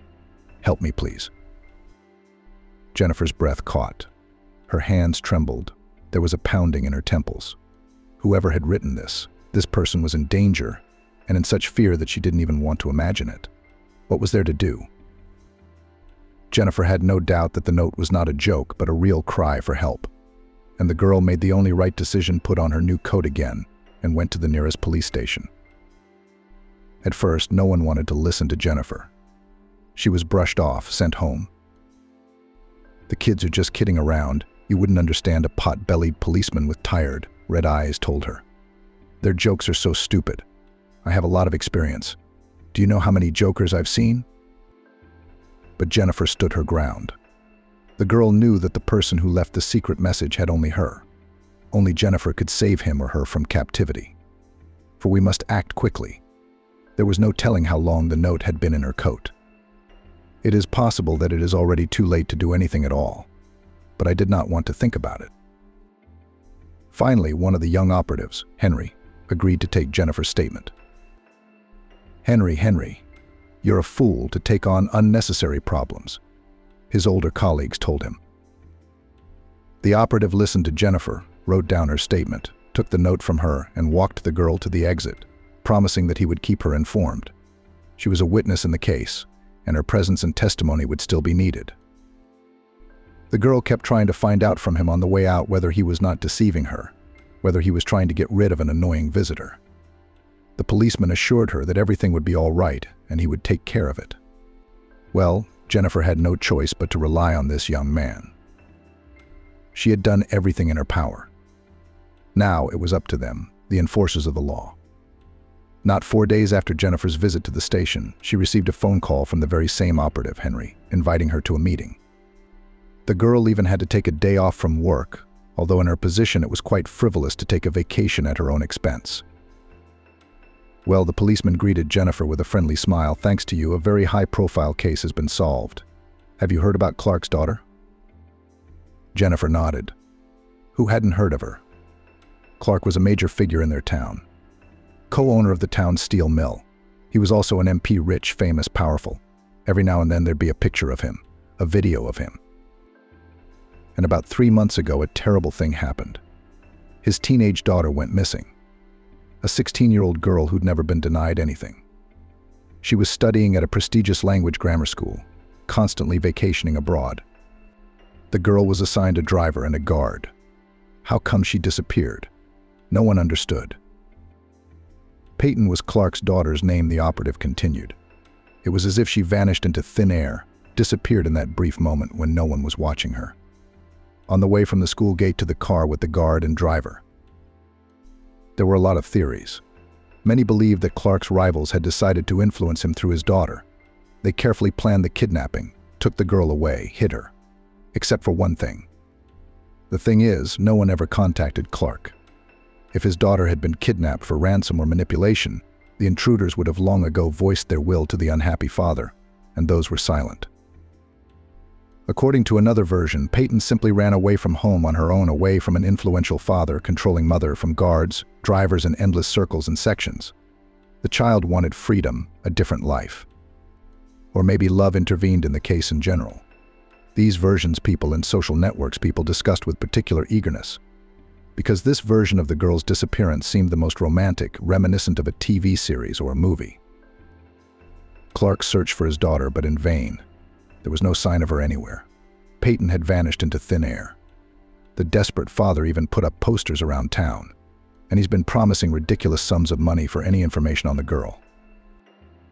Of course, Jennifer knew Peyton Clark's story and couldn't help but know it. "So did she?" she asked. "Did Peyton write that note that was in my coat?" Investigator Henry nodded and shone even brighter. "We saved the girl. We did. She's alive and well. She's in the hospital now. She's exhausted and had a nervous breakdown. But that's okay. Daddy's going to make sure she gets a decent rehab. She'll be as good as new. There's some papers you need to sign. You have an important role in this case. You're a witness. It was your testimony that helped save that girl." Jennifer got chills down her spine. I mean, really, if she hadn't bought that coat and met a gypsy on the way, gypsy. That's someone worthy of gratitude. If it hadn't been for the young fortune teller's words, there's no telling when Jennifer would have discovered the note under the lining. Or maybe she wouldn't have found it at all. Or maybe she would have washed the coat and the text would have blurred, become unreadable. The young gypsy girl was also directly involved in Peyton's fate. But what is it? Jennifer wondered. Had I encountered something mystical and inexplicable? Is it all true? Is there something in the world that is beyond human comprehension? But the girl decided to think about this thought later. Now she was very interested in the details of Peyton's rescue. What happened to the girl, to Peyton? What happened to her? What happened to her? Why did she disappear? Jennifer asked. There must be such an interesting story there. The investigator pulled a pack of cigarettes out of his pocket and looked at her questioningly, saying if she minded. Jennifer nodded. From the looks of it, it was going to be a long conversation. But she wasn't in any hurry. She had a full day off anyway. The investigator's speech flowed smoothly and measuredly. He was a great storyteller. Young Peyton Clark was accustomed from an early age to having her every wish granted. He began. You want an expensive toy? No problem. A designer dress? No problem.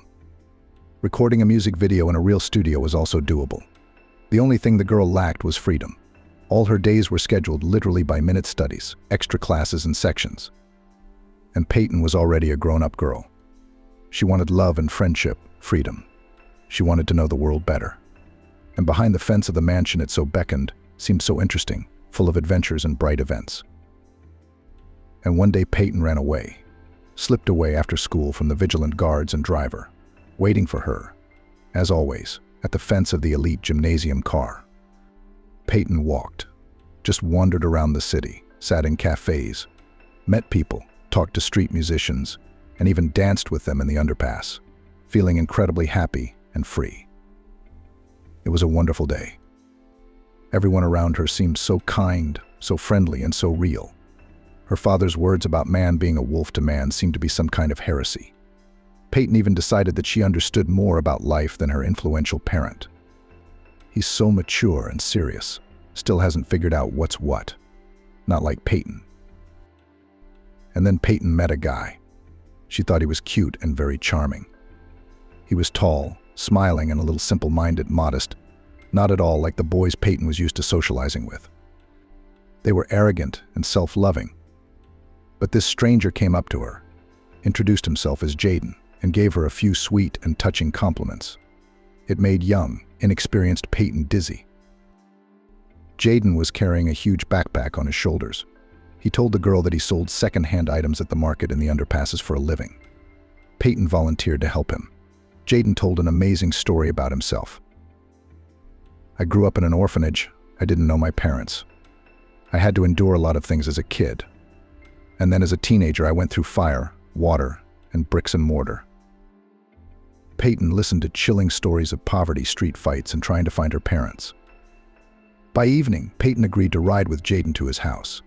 He said he lived in an apartment in an old building on the outskirts of town. The girl already considered the man a close friend. Jaden skillfully put the new acquaintance at ease. Peyton sat down in his car, an old Lada that had outlived its useful life. Jaden offered her a sip of water. She gladly accepted. They had recently eaten shawarma from a stall, and now Peyton was thirsty. As soon as she took a few sips, everything around her began to spin at breakneck speed. Peyton clutched at Jaden's sleeve to keep from falling. She felt violently nauseous. Then darkness. Memories came back in snatches. Peyton opens her eyes and sees the car turn off on a country road at a pole marked mile marker 153. Jaden pulls her, powerless, immobilized, out of the cabin, hoists her onto his shoulder, and carries her into the house. Peyton notices that the house is on the edge of a long village street. Just beyond the fence begins either a forest or a plantation. Peyton finally woke up in the basement, dark, damp, but equipped with everything necessary: a bed, a bucket, a toilet, a table with a strange machine. Later it turned out to be a sewing machine. Jaden even taught Peyton how to use it quite skillfully. Jaden turned out to be the kind of freak you don't want to argue with. Physically strong, abnormal. Peyton tried to run away several times, but the younger man easily twisted and immobilized her. Beal. The girl realized that Jaden wasn't even hitting at half strength. Later came the realization that it was best not to cross him. Jaden. If Peyton didn't fight back, he wasn't doing anything wrong. Every day the kidnapper brought the girl lunch and dinner. In the evenings, the man asked Peyton to read him stories. It was strange and scary. A grown man listened to magical stories from a thick book with his mouth open in amazement. Jaden also taught Peyton how to patch up worn clothes. He sold them in the underpasses or at the market. Peyton saw that as the key to salvation. The girl was good, and it seemed that she hid the notes in secret places in her clothes, closed them in the lining, put them in a button, and only found them under the collar, nodded the policeman, who had already taken a second drag from his cigarette. Well done. If it hadn't been for that, she'd still be in the basement, or Jaden would have killed her by now. Peyton's not the first person to live in this basement. Turns out she had predecessors. Jaden's dangerous. Very. Taking girls, making them read him fairy tales, fixing the clothes he sells. I don't know where he got the stuff. Maybe he stole it. Maybe he scavenged. Jaden fed the captives, took care of them, enjoyed his power over living things. And then he'd get bored with the next toy. He'd get rid of it and go looking for a new one. What a horror. Jennifer whispered. She couldn't imagine the horror Peyton felt, being in the basement alone with that monster. Now you realize what a scary man you stopped. The investigator looked at Jennifer seriously.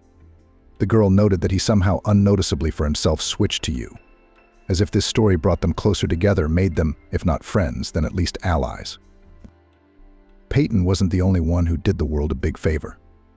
She could have ignored the note, thrown it away, and that was the end of it, or given up when the station didn't believe you right away. I know that story, how they chased you from office to office, didn't want to listen to you. It's scary to think if you'd given up and left. Jennifer nodded and shivered. It made her uncomfortable to think of people like Jaden walking the earth. They didn't stand out from the crowd. You never know if they're just a man or a beast. Peyton's dad, Clark. He found out about you too, and he wants to meet you. Why? It's got Jennifer all excited. I think he wants to thank you, the investigator said. And don't you dare say no. You deserve it. It turned out that Clark was here at the station. He had something to sign, someone to talk to. Jennifer recognized him as soon as he walked into the office. She'd seen him so many times in photos and videos. Now she was seeing him in person. Clark silently walked over to Jennifer and put his arm around her. It was unexpected. He hugged her tightly, in a fatherly way. This powerful and important man was so simple and natural. They talked for a long time. First, Clark talked about the state he'd been in during those months when his daughter had been in the middle of nowhere. It was obvious that it was important for him to talk. Jennifer listened, watching, nodding sympathetically. Then it was Jennifer's turn to monologue. She told the man about her financial predicament, about the used coat and the gypsy. At first she was hesitant to let Clark in on such details. Maybe he wouldn't believe her, think she was crazy. But the man did. He believed in the gypsy and in her amazing clue prophecy. He too believed that he owed his daughter's salvation to something inexplicable, incomprehensible, in a word, a miracle. Clark's cell phone was ringing off the hook. The man was obviously in a hurry, but he wanted to talk to Jennifer in detail and thoroughly. "You're a good, kind, decent girl," Clark finally said. And Jennifer realized that their conversation was coming to a close. Most importantly, she cared. And it was your caring that saved not only my Peyton, but a lot of other girls who would have been after her. I'm sure of it, and I thank you. Of course. You won't need it anymore. The gypsy was right too. I'll close your loan debt today and transfer the amount to you. Of course, money can't measure my gratitude, but I like to think that I did something for you too. Clark kept his promise. Only an hour later, Jennifer received a text message on her phone from the bank. When she saw the amount on the screen, she couldn't believe her eyes. Having such a fortune was something she had yet to get used to. Jennifer's life changed dramatically after she became a wealthy girl. The first thing she did was to quit her job at the supermarket and look for a job calmly and thoroughly. Nothing was driving her now. She was in poverty. So she could take her time. And she found a job. And what a job! First of all, it was legal work, which was Jennifer's profession. Secondly, it was remote. Thirdly, it was high-paying. Paradoxically, she'd started earning good money at a time when she didn't need the money at all. Clark's gratitude turned out to be not only a reliable financial cushion, but also the capital, bringing good bank interest. And then there was the paycheck. Jennifer could finally afford something she'd dreamed of for so long. She got her driver's license and bought a car. She got beautiful dresses, expensive shoes, and even jewelry. The girl thought about buying an apartment. She could afford any real estate in this city, but something stopped her. Jennifer wasn't sure she wanted to stay in Sport City. It had once seemed that having money was the key to a happily wealthy life, but it turned out that wealth was also somewhat of a challenge. Becoming wealthy, Jennifer was very disappointed in people. Close friends showed themselves not from the best sides. Jacqueline was the one who first distinguished herself. Of course, Jennifer immediately told her friend about what happened to her. Immediately after leaving the police station, she was so eager to share the extraordinary story she had been a part of. She was overwhelmed with emotion. Jacqueline took her friend's story badly and regretted that she had not been in Jennifer's shoes. She could use Clark's gratitude too. She'd been wanting a fur coat for a long time. A trip to the seaside and the latest model of cell phone. Jacqueline's attitude toward Jennifer had changed. Her friend had become more attentive, alert, and polite. Now she often complimented Jennifer, and before she had only made jokes about her appearance and behavior. Jennifer realized with annoyance that Jacqueline was almost groveling before her as a rich and therefore powerful woman, belittling herself and elevating her friend to make her feel like a real queen. Why? The answer did not have to wait long. On New Year's Eve, Jacqueline, in a pitiful voice, ordered a gold set from a famous brand as a gift. Even sent her a link to it. It was, to put it mildly, unpleasant. Jennifer still gave the bling to her friend then. But since then, the girl tried to stay away from Jacqueline. It was simply disgusting to look into her insincere eyes and listen to flattering compliments. No, it didn't feel like friendship at all. Jennifer suddenly had an epiphany. She remembered how Jacqueline had used her. Their entire relationship had been based on the favors Jennifer had done for Jacqueline. First, she'd given her an apartment and written her term papers. Then she'd babysat Jacqueline's baby like a free nanny.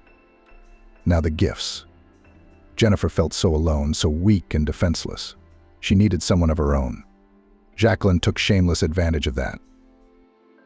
But when Jennifer needed help for the only time in her life, when she urgently needed money to pay off a debt, Jacqueline had refused her, even though she could have borrowed money and delayed the purchase of a new car.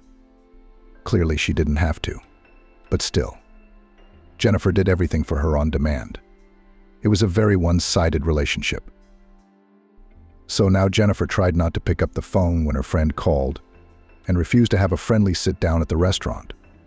These friendly meetings always followed the same script. Jacqueline ordered delicacies, dishes, and expensive drinks for the two of them. Then she would paint her unhappy life in colors, hinting at Jennifer to solve one or another of her problems. And after the bill was settled, of course, Jennifer would foot the bill. Jennifer now tried not to see Jacqueline and felt lonely and cheated. Yes, she had money, she had a good job. Now she could buy herself anything she wanted. But in a strange way, she didn't feel any happier. The novelty of the sensation was gone, and Jennifer felt the longing for her nearest and dearest people again. And there were none. The second part of the fortune teller's prophecy gave hope. Jennifer's happiness would be brought by meeting a man who was already looking for her. The young fortune teller promised love, marriage, and even children. Well, this man should probably be helped. The proverb that fate and fate will find behind the stove never liked the girl. Her nature was so active, energetic. What stove? In an effort to find her man, Jennifer went on dates with one of the cavaliers from the internet. She even had a long-term affair. Justin turned out to be sensitive and understanding. It was as if he read Jennifer's thoughts, anticipated her desires, saw through the girl. Later, it turned out that this was practically the case. Justin was one of the best graduates of the school, which trained professional catchers. They were taught how to properly communicate with wealthy women and achieve their goals through them. Jennifer was well aware that there were such educational institutions for ladies, but she was definitely not ready before a school for men. Jennifer closed Justin's loan and offered to help him herself, not realizing that she was being skillfully led to this decision, pushed. Then she gave Justin a motorcycle for the new year. This is the dream of her lover: speed and wind, the roar of the engine in her ears. The girl so wanted to make a loved one happy. Then she also gave him a considerable amount of money for business development. Well, of course, a man should feel like a breadwinner. Jennifer also rejoiced that her beloved now will be engaged in an important business, find himself. Nothing with the business did not work out, the money disappeared. Jennifer then calmed down the failed businessman, urged him not to get upset. Yes, Justin really turned out to be a worthy student. He'd managed to masterfully bamboozle his lady. It was costing Jennifer a lot of money. The money she'd gotten from Clark was melting away like snow in the April sun. One of her new co-workers opened her eyes to Justin. Jennifer shared her happiness with acquaintances, showed pictures of Justin, told a lot about him. The whole office knew Jennifer's young man in absentia. "Are not your handsome guy by any chance last night at the club rocked?" Chloe asked one Monday. The girl from work, who always handed Jennifer the documents at the beginning of the week. Jennifer then had to process them until Friday at home. "No, Justin went to see his mom yesterday. No, she's in a regional town and she's not feeling well. So he visited her," Chloe grinned, handing Jennifer her smartphone. There was an interesting photo on the screen. In the semi-darkness of the club was captured a passionate couple. Stylish, handsome Justin was holding a bright, dark brunette against him, and it wasn't a friendly embrace at all. Jennifer, gazing at the couple, tried to find proof that it was not Justin, but just a young man who looked like him. But it was Justin that Chloe had captured. He was wearing a shirt, which Jennifer herself gave him an expensive, stylish, branded shirt. Jennifer didn't confront Justin that evening. No, she didn't want to ruin the illusion of family in a warm relationship so badly that she procrastinated until the last minute. Still, Jennifer looked more closely at Justin now and began to notice details she hadn't seen before. That's how the truth about her lover came to light. Justin is a professional womanizer who lives off women. Before Jennifer, he generally was a 55-year-old widow of a famous businessman met. For him, there were no moral values, love, and feelings. It was hard to realize this truth. Jennifer felt unwanted and used. Justin was only with her for the money. Apparently, Jennifer was nothing in and of herself. Clark's money was the only thing that made her attractive to both her friends and young men. Jennifer found the strength to kick Justin out. It had been a little easier, but still the heavy thoughts now followed her relentlessly. She couldn't trust people anymore. Her best friend had turned out to be greedy and mercantile. Her lover was just an Alfonso. Everyone wanted money from her. It was like Jennifer didn't even exist, like she was nothing. The city weighed on her. She had to socialize with someone, smile at people, and wonder every time whether this or that person really treated her well, or whether it was all about her money. In the end, Jennifer came to what she thought was a wonderful decision. She would leave town. What would she do here? Her job is remote. Twice a week, Jennifer will be able to go to the office Monday to pick up the paperwork, Friday to drop off the processed paperwork. That's more than enough. And Jennifer will live in the house where she grew up, where she was happy. That's where she belongs. That's where happiness is. It is necessary to pause life, to take time out, to be alone with herself and her thoughts. A measured, unhurried reality, silence, no hurry and no fuss. It seemed to Jennifer that all of this would help her to recover, to regain her composure and peace of mind. And now Jennifer sits on her suitcases waiting for the gazelle. This is the apartment she's been renting for years. She came here as a naive student, full of plans for a happy, bright life. She leaves as what? A successful, wealthy woman or an unhappy one? Lonely and disappointed in life? Jennifer didn't know how to answer that question herself. Her father's house greeted Jennifer with boarded shutters and an oppressive silence. It had been a long time since she'd been here. She missed it. She looked at the cobweb-covered corners of the rooms, remembered how clean and cozy it was.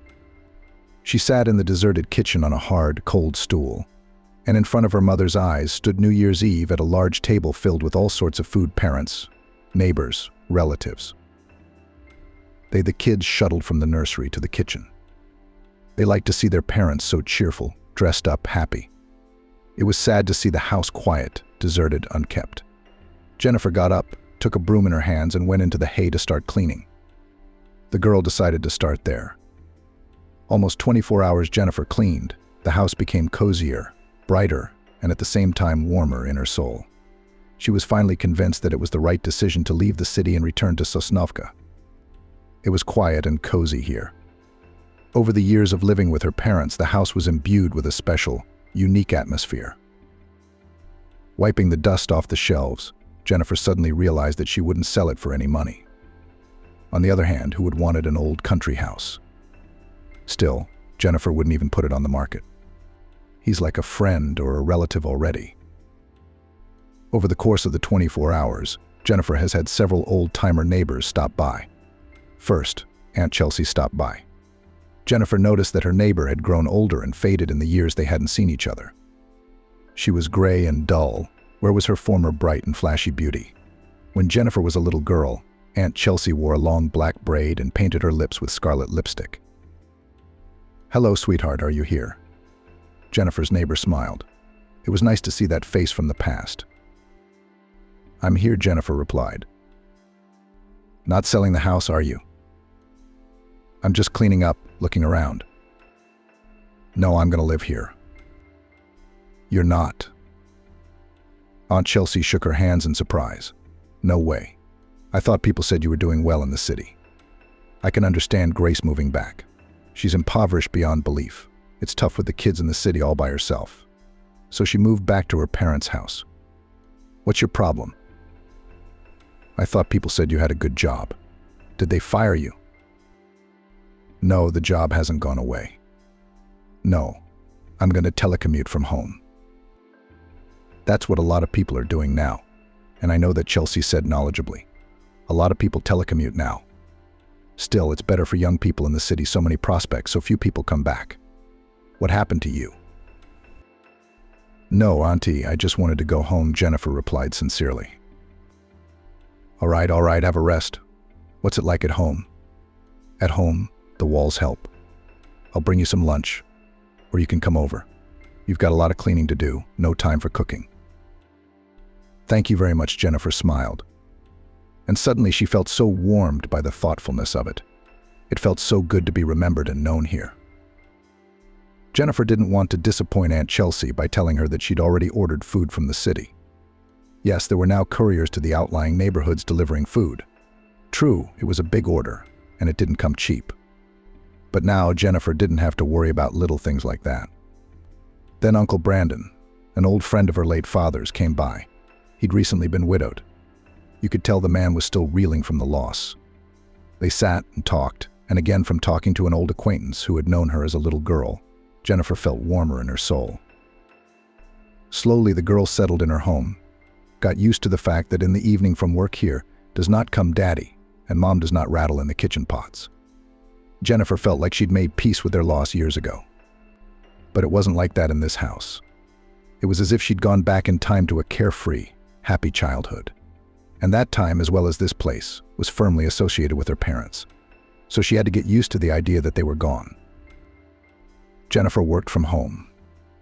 On Mondays, she would go into the city to pick up paperwork, then process it all week, and bring it back on Friday night. Her schedule was calm, measured. Usually the girl coped with the planned amount of paperwork for the first half of the day. Then Jennifer had time for the garden. Suddenly she loved to tinker in the soil.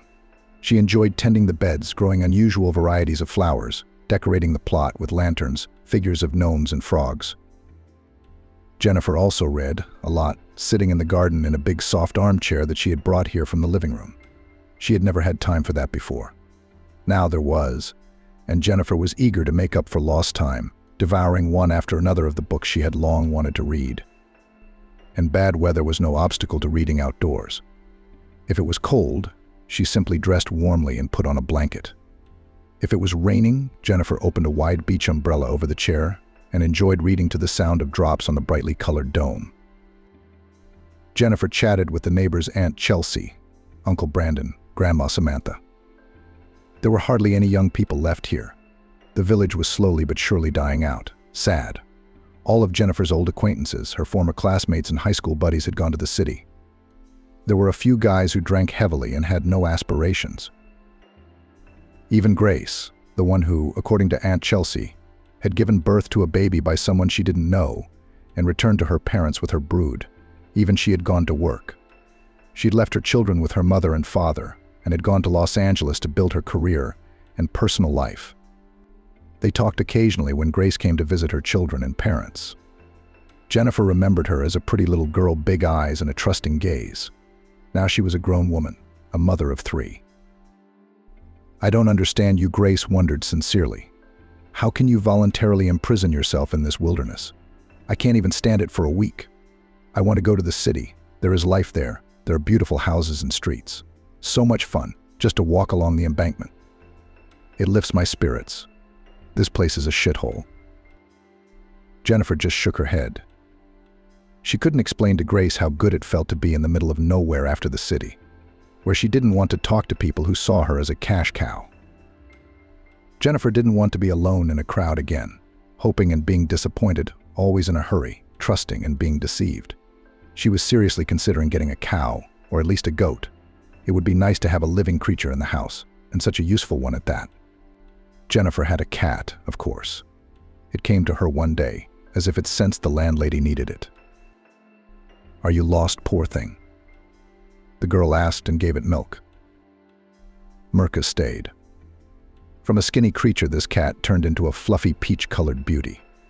During the day she walked somewhere or slept on the street, but at night she came to Jennifer and curled up in her bed. The girl joked sometimes that Mirka guarded her sleep. And maybe it was really so. Dreams in the village were good. Jennifer seemed to feel peaceful, happy. And yet there was something missing. More like someone. Mirka is good, of course. She's a great listener. Only trouble is, you can't get an answer out of her. And in general, it's so great to be loved and cared for by someone, like all those brutal, handsome men in the movies and TV series, which Jennifer had been watching a lot lately. It's just a pity that all this doesn't really happen. Love, devotion, tenderness between people. Jennifer was not a little girl. She had seen and experienced a lot of things. She no longer believed in pure, bright love. Sometimes she wished she could. One day, towards evening, Jennifer was tending to her vegetable garden. It was the beginning of fall. It was a wonderful time, her favorite time of the year, when the heat was no longer patronizing, but the first frosts were far away. And nature was blooming with some fantastic colors, and the air smelled of wildflowers and watermelons for some reason. The evenings were already quite fresh, so Jennifer wrapped herself in her mother's warm sweater. Her hair was mussed, and she wore work galoshes on her feet. After all, she was going to the vegetable garden, not the catwalk. Another advantage of living in the countryside: no makeup, no hairstyling, no need to look flawless. But on this particular night, Jennifer would have preferred to be dressed more respectably. "Jennifer, you look beautiful," came a pleasant male voice from behind the fence. Jennifer thought about it, her mind drifting off, as it often did now. And then there was this response. The girl slowly turned around and met her eyes with the man whom she had considered the ideal man all her childhood and youth. Although he was not a man then, of course he was not yet, he had not come out in years. In front of Jennifer stood Tom, the one whom all the neighbors set as an example to their children. All grown up, tanned and smiling. Jennifer recognized him immediately, even though she hadn't seen the neighbor's son in over 10 years. How could you forget someone who had been the object of your dreams for so long? She could still remember her heart pounding at the sight of his bright blue t-shirt, flashing in the distance. Then the shirt had burned out, faded. But Jennifer still saw it from afar and hurried to that spot to catch a glimpse of Tom. Maybe even to say hello to him, to have a few words with him. Tom was like a heaven to her then.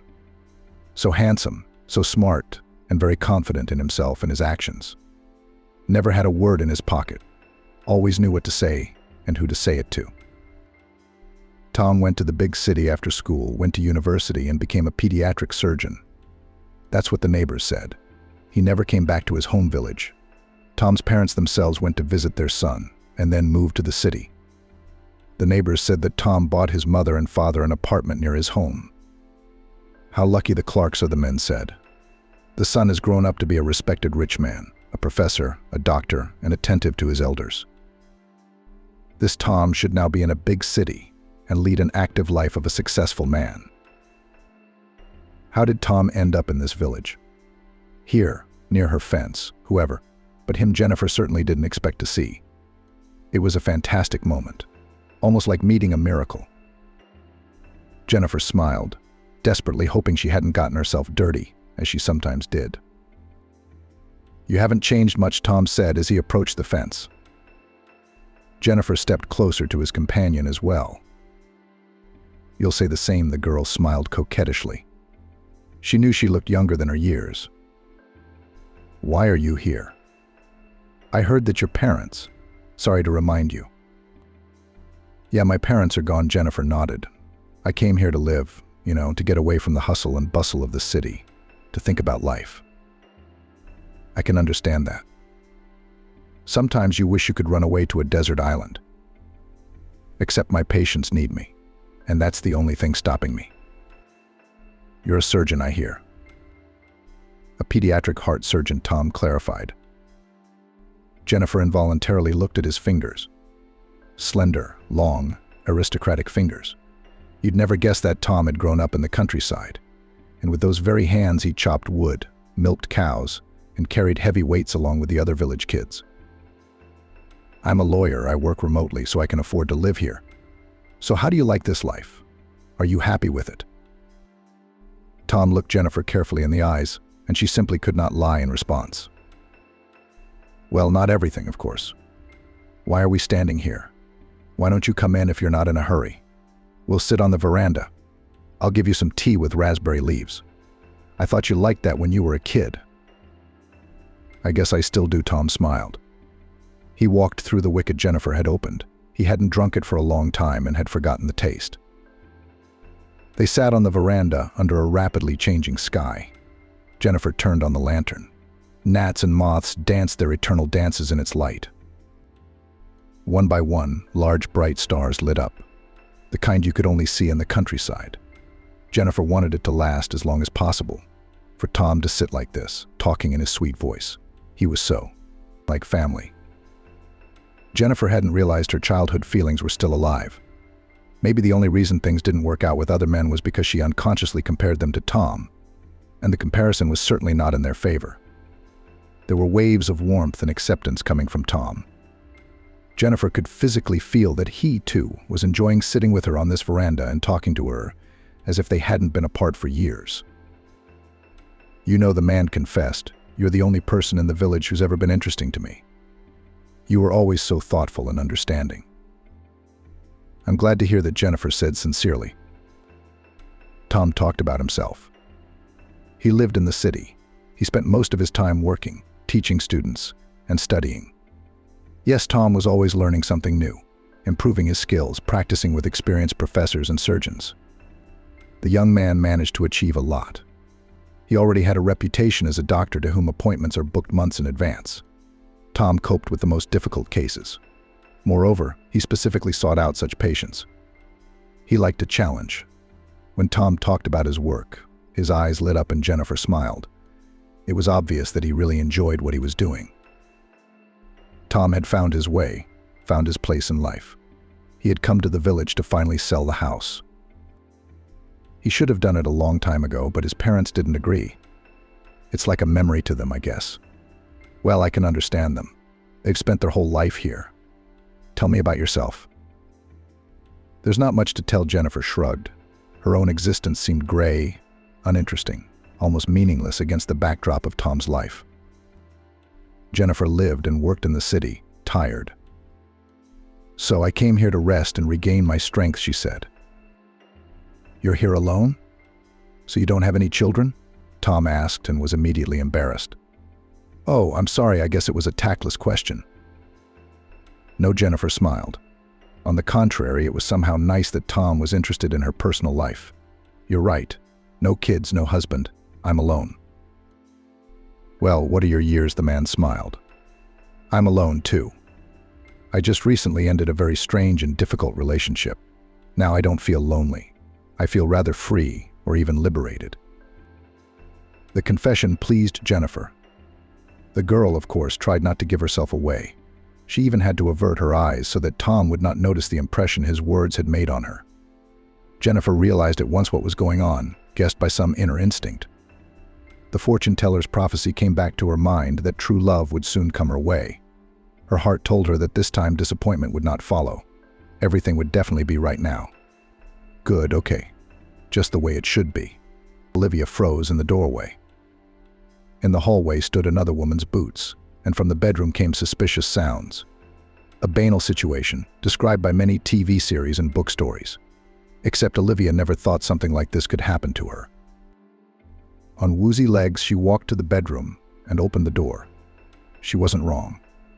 Ryan, her common-law husband, was entertaining a long-legged girl with a mop of red hair in their bed.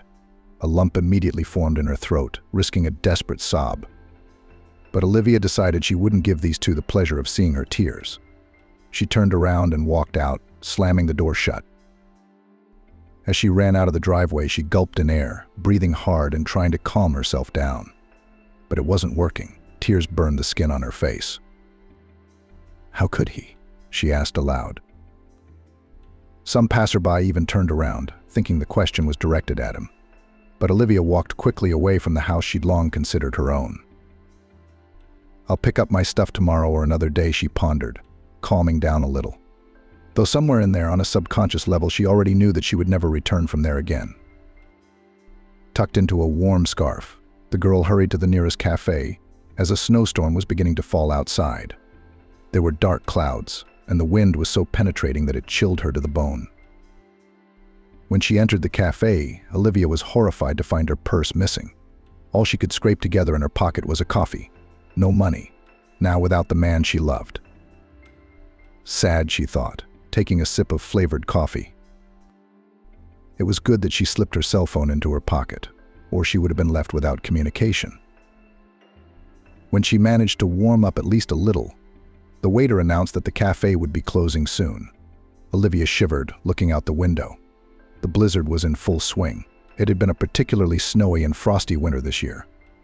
She couldn't go home. She didn't want to look at the man who had betrayed her, who had trampled on her feelings. In addition to the phone in her pocket was a bunch of keys, one of which was from the door of her office. A plan of action was outlined. So Olivia hurried to her hometown publishing house, where she had worked for several years. "Who's there?" an elderly security guard asked.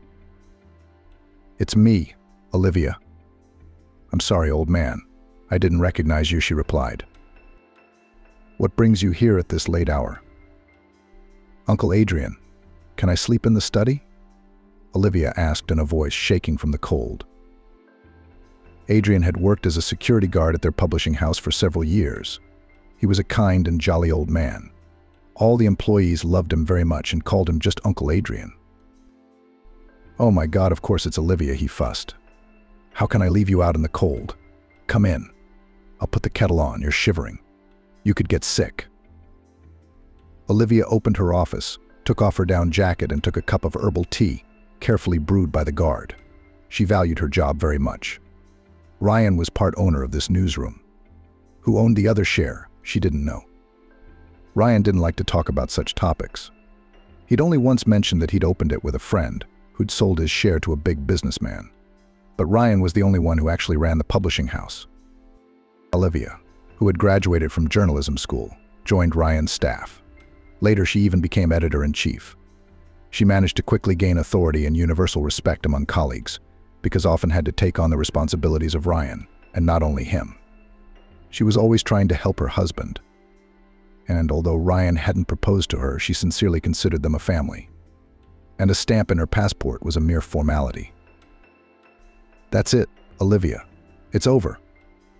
The man you thought was the love of your life turned out to be a scoundrel and a traitor," she said out loud and laughed nervously. The image of the betrayal kept flashing before her eyes. After locking herself in, Olivia finally let her feelings out. After crying all night, she didn't sleep a wink. It wasn't until morning that she dozed off in her desk chair. She woke up to a noise in the waiting room. "Open up, Olivia. Open up," Ryan shouted, pounding on the door with all his might. Her heart raced in her chest. She didn't want to open it, but she knew she had to.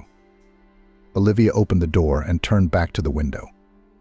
Ryan walked into the office without closing the door, even though the employees were coming to work at that time. "Why didn't you stay home last night?" Ryan asked. Olivia stared out the window in silence. She was afraid he would see her tears. "Well, no, and they won't give him that much pleasure," Olivia thought to herself, clenching her fists with all her might so that her nails dug into her skin. Olivia turned, trying to look at Ryan with a nonchalant look. "I didn't mean to distract you, Ryan, from important business," she replied. Ryan stared defiantly into her eyes, but what struck Olivia was the complete lack of remorse or guilt in his gaze. On the contrary, he smirked cheekily. "Don't get all hot and bothered, chick. I'm a man, a male, so I can't wait for you to make time for me. You're tired, or you're working or something. What am I supposed to do? Are you saying it's my fault you brought some girl into our house?" Olivia found it hard to breathe. She'd assumed anything, but for him to turn it around like this was too much. She decided to end the conversation and tried to leave, but Ryan literally pushed her into the wall. "Where are you going? Do you really think I'm just going to let you go?" he asked defiantly. "Let go, Ryan. It's over. I don't want to see you anymore." Olivia tried to free herself from the man's strong grip, but she couldn't. "Have you been thinking straight, Lucky?" Ryan asked with anger in his voice. "You're worthless without me. Remember the mess I got you out of. Do you want to go back to the swamp you grew up in before you met me? Without me, no one will give you a job in this town." Olivia was silent, trying not to cry. Yes, she had no family at all. Ryan was the only person Olivia considered close to her at the moment. Her parents had been gone when she was very young. She was raised by her grandmother, who also passed away not too long ago. He knows how hard she's been taking the loss, and now he's hitting the hurt. "It's too bad that in so many years I didn't see you for who you are," Olivia said. When she felt him loosen his grip, she broke free and ran away, unable to hold back her sobs. There was a huge black void in her soul that made her feel hopeless. After running a decent distance away from the publishing house, Olivia stopped. Thoughts were jumbled in her head how to live now and what to do. She didn't know. She didn't know. She couldn't go back to the way things were, and she had to move out of Ryan's apartment. God, how could he? There was only one question swirling around in the girl's head. The thought of inevitably having to go back to the apartment to get her things was frightening. What if she met him there again? That was the last thing she wanted in the world. Sighing heavily, she wiped away her tears and walked slowly along the streets of stores and cafes. She decided to come back for her things later, when she had calmed down a bit. Olivia tried to rethink her life. Where had she gone wrong? Why had Ryan started cheating on her? After all, he loved her. She could feel it. It was true that he had changed a lot lately. He was often irritable, rude, and constantly late for work. Now she realized that it was probably during this period that he had taken a mistress, maybe even more than one. Tears welled up in her eyes as she thought about it while she'd been doing her best to help Ryan with his work and support him. He'd been having affairs with other girls and then coming home and getting into bed with Olivia, as if nothing had happened. As she approached the flower store, Olivia froze for a moment, watching the men pick out flowers. This store was high-end, one of the best flower stores in town. Looking at her reflection in the window, Olivia smiled sadly. Staring back at her was a sad girl with eyes faded and swollen with tears and smeared mascara. Turning away from the window, she quickly walked away, immersed in her sad thoughts and not looking around her. Just at that moment, a man came out of the store with a huge basket of white roses. Without looking, Olivia flew into him with all the speed she could muster. Some of the flowers scattered and she fell. "You should watch where you're going," the man shouted at her. But he gave her a hand to help her up.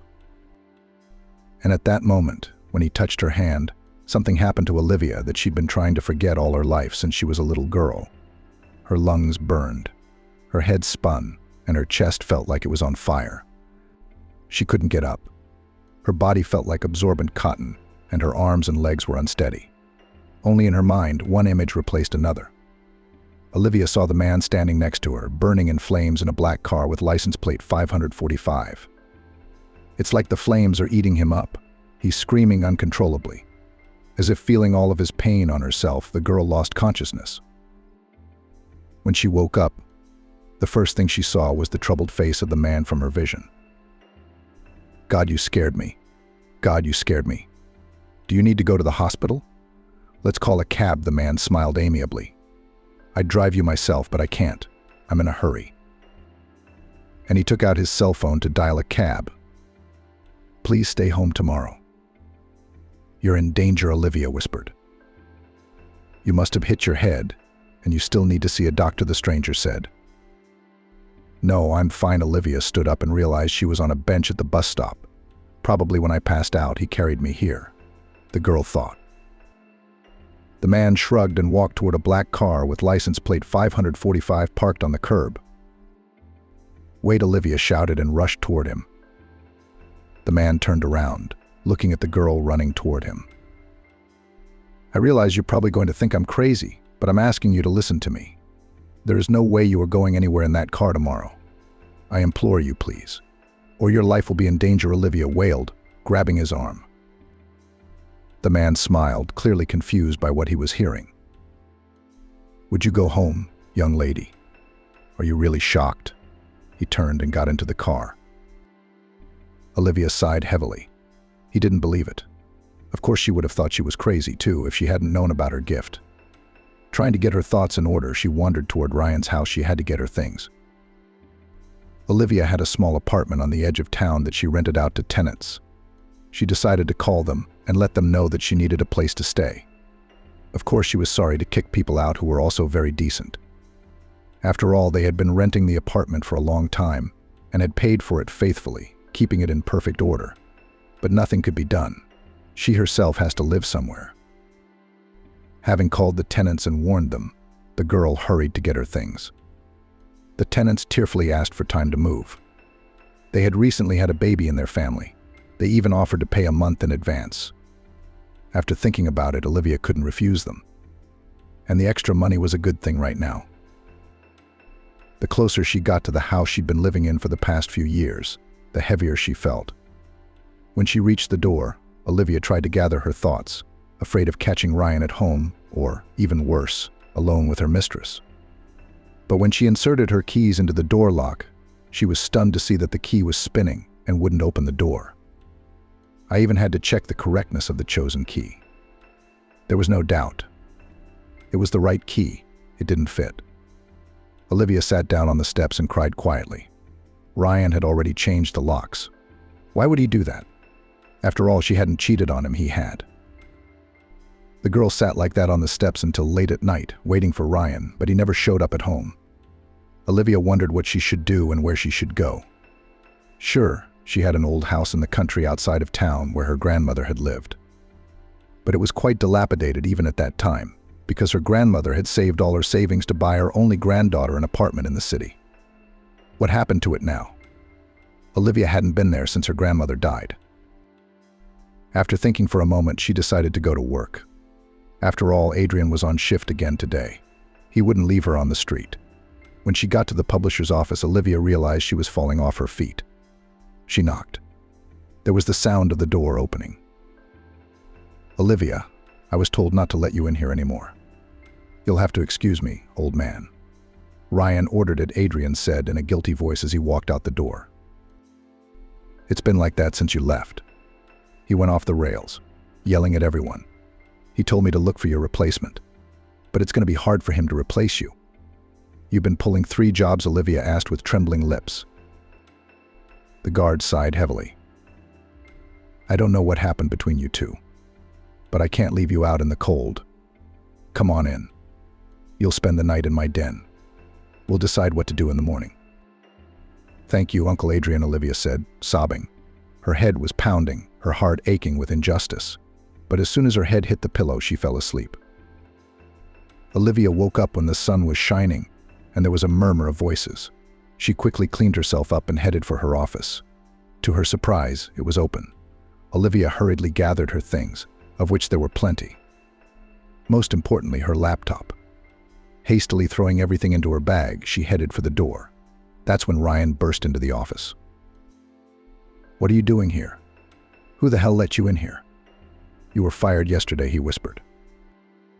"Don't worry, I came to get my things and get my paycheck." "Don't worry anymore," Olivia replied. The man standing in front of her now vaguely resembled the man she loved. "Get out, but put your stuff back," Ryan shouted.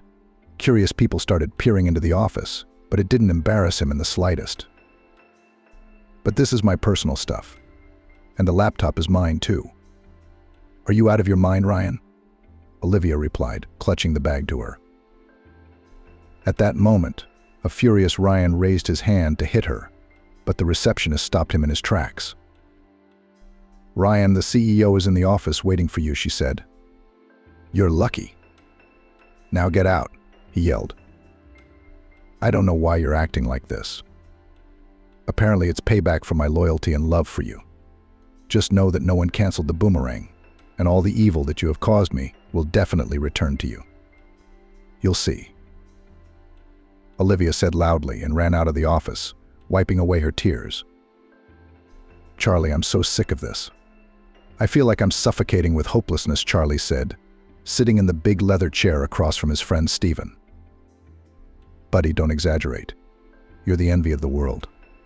Stable business, income, the best girls.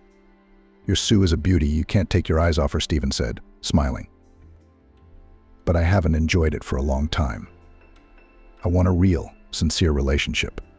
And all these girls, including Sue, are only interested in the size of my wallet." Charlie looked out the window thoughtfully. "Well, just the size of your wallet." Stephen laughed. "You were in great demand at school because you were always considered handsome." Charlie stood up and walked over to the huge panoramic window in his office. "Yes, it's true.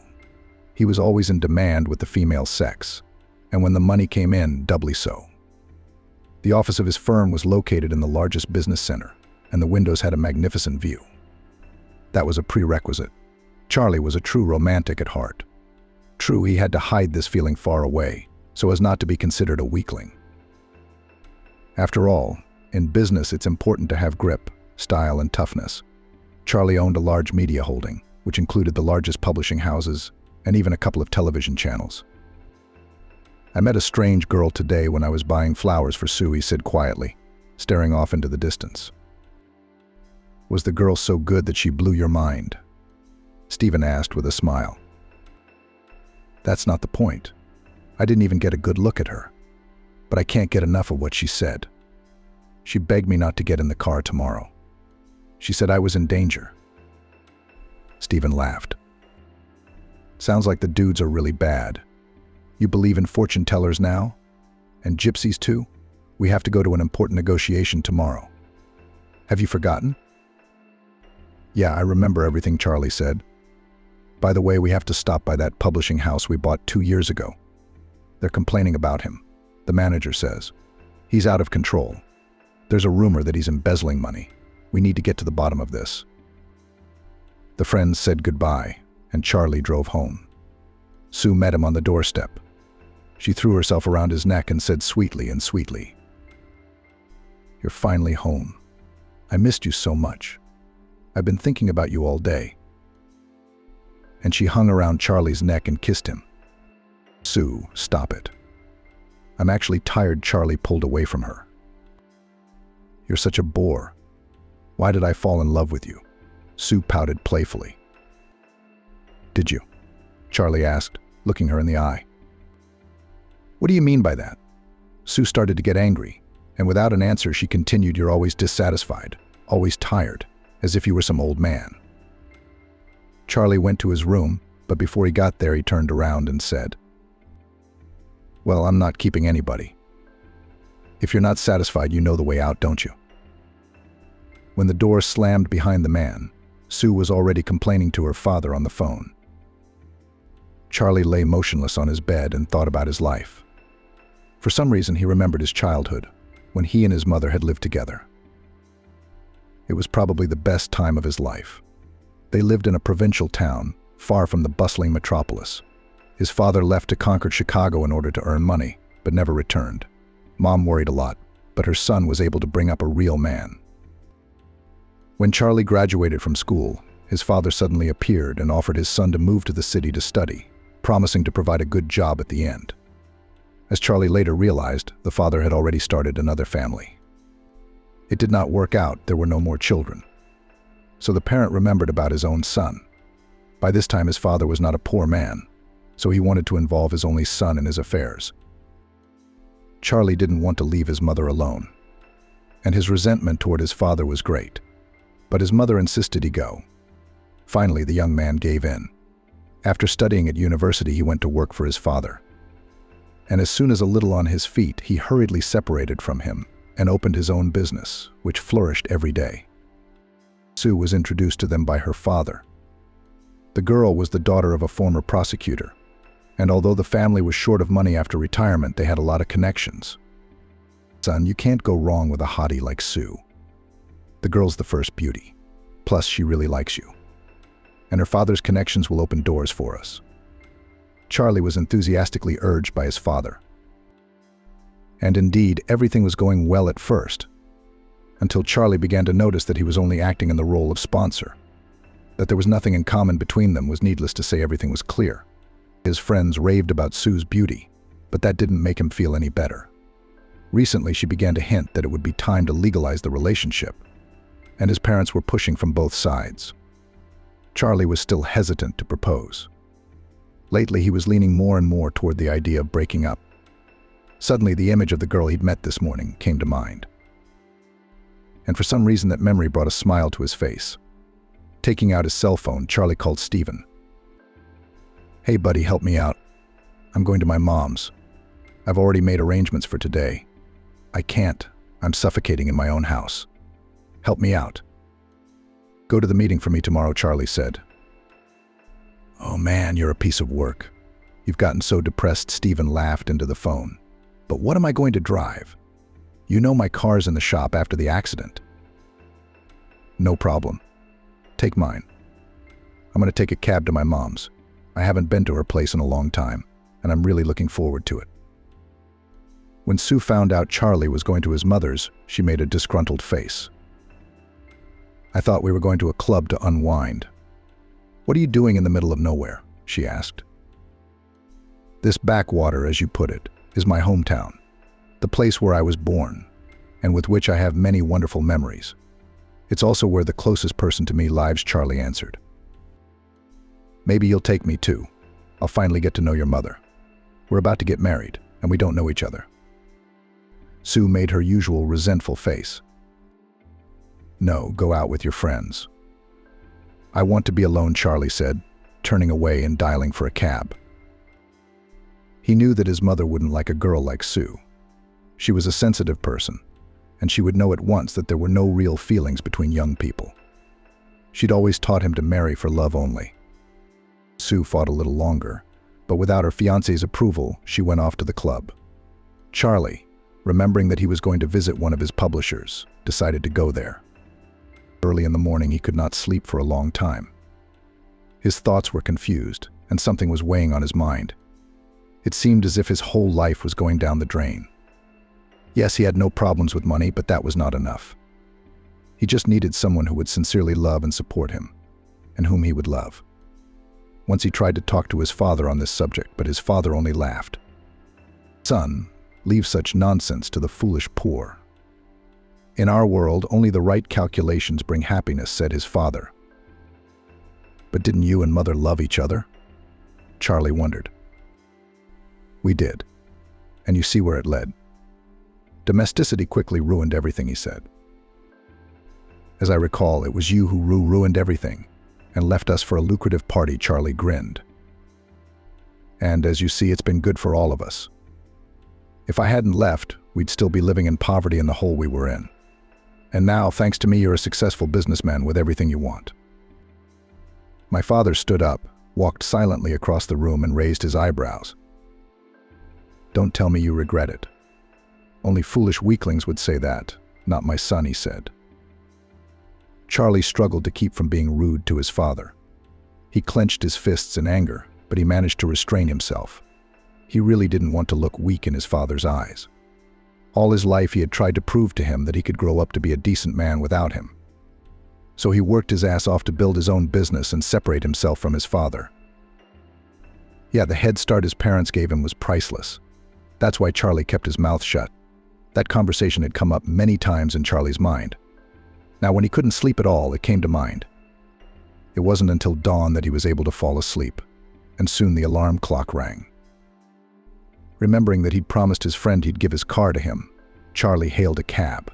40 minutes later, he was already entering one of his editorial offices. But as soon as he entered, he heard screaming, and a crying girl ran past him, nearly knocking him down. In her, he recognized his recent acquaintance. The girl, on the other hand, didn't even look at him. "What's going on here?" he asked the receptionist. The girl looked around, fearing they were being overheard, and replied, "Oh, Charlie, there's something going on here. Ryan fired Cheryl. And she was the one who kept everything going. She's a great person, and most importantly, she's honest and helpful. And Ryan is... the secretary's a little hesitant. The staff dislikes him, you know." She waited for a reaction to her revelation, but Charlie didn't say anything, deciding to deal with Ryan as soon as possible. He didn't wait long. He came running a few minutes later.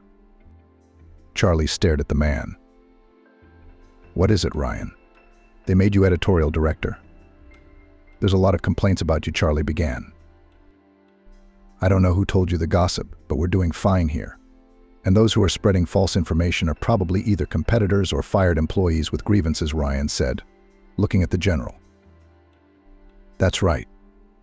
Your staff turnover has been off the charts lately. Can you tell me what that's about?" Charlie asked. The man sitting across from him was starting to annoy him. How to filter out the poor quality employees. "We only select excellent people," Ryan answered quickly. "I noticed that. Anyway, starting tomorrow, there's going to be an unscheduled audit at the publishing house," Charlie said. "You can go, you're free to go." The man left quickly, but Charlie could see that he was tense. After making a couple of calls to the central office, Charlie ordered the best specialist to be sent to the publishing house. Before he left, he requested the file on the wrongfully fired Olivia from Human Resources. Charlie took a cab to his mother's house. He thoughtfully stopped at the store and bought everything he needed, and the anticipation of seeing his mother made his heart warm and happy. The place where Charlie had spent his childhood and youth had not changed a bit since his last visit. Unfortunately, he didn't get there often enough to keep up with his busy schedule. After paying the cab driver, Charlie stood for a moment in front of the same 5-story building he'd grown up in. More than once he'd asked his mother to move in with him or buy an apartment in a newer, more modern building, but she'd always refused. Breathing in the scent of the frosty day, Charlie smiled and walked into the entryway. Cheryl wasn't expecting to see her son, but was very happy to see him arrive. "Son, are you okay?" she asked her son cautiously and hugged him on the doorstep. "Yes, I'm fine," Mom Charlie answered one-wordedly. "It's just that you usually give me a heads up." "No, it's not that I'm glad to see you, it's just that you seem upset about something. Tired of the hustle and bustle of the city. You want to go home?" "I haven't seen you in a while and I miss you," Charlie smiled childishly. Cheryl didn't question her son, though she could see that he was obviously puzzled about something.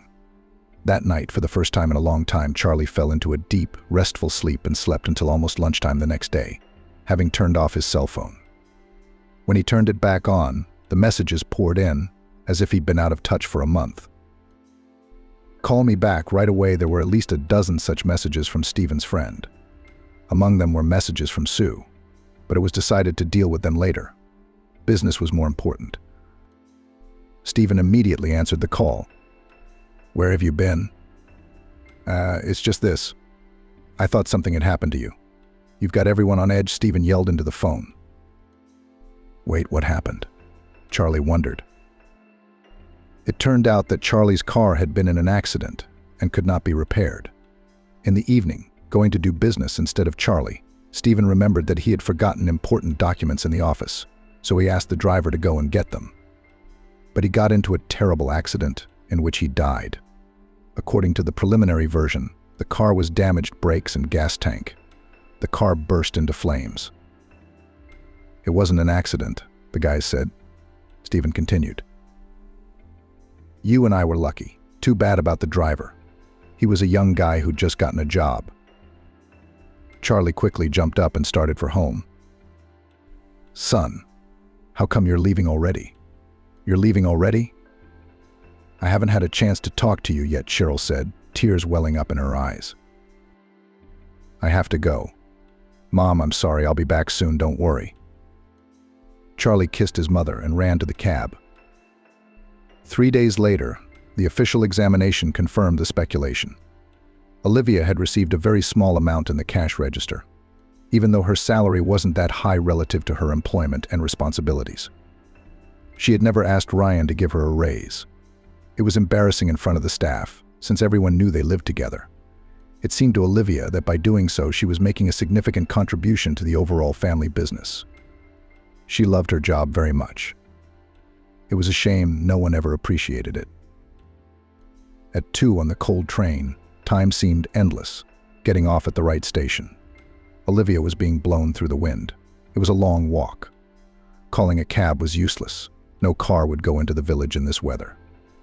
Pulling up her scarf and shoving her hands in her pockets, she followed the barely visible path. She was almost exhausted when the familiar village showed itself. Just a little longer, Olivia thought to herself, gathering her strength. Suddenly, she thought she heard a strange sound nearby. Olivia looked around and noticed a human figure lying in the snow. Cautiously approaching, she heard a man muttering. "What's wrong? Are you ill?" the girl wailed. The man said something, but Olivia couldn't make it out. Taking her cell phone out of her purse, she shined the light on his face. Paul. Oh my God, what happened? She recognized the man lying in the snow as her classmate who lived not far from her. They had been very friendly as children, and in their youth Paul had even confessed his love to her.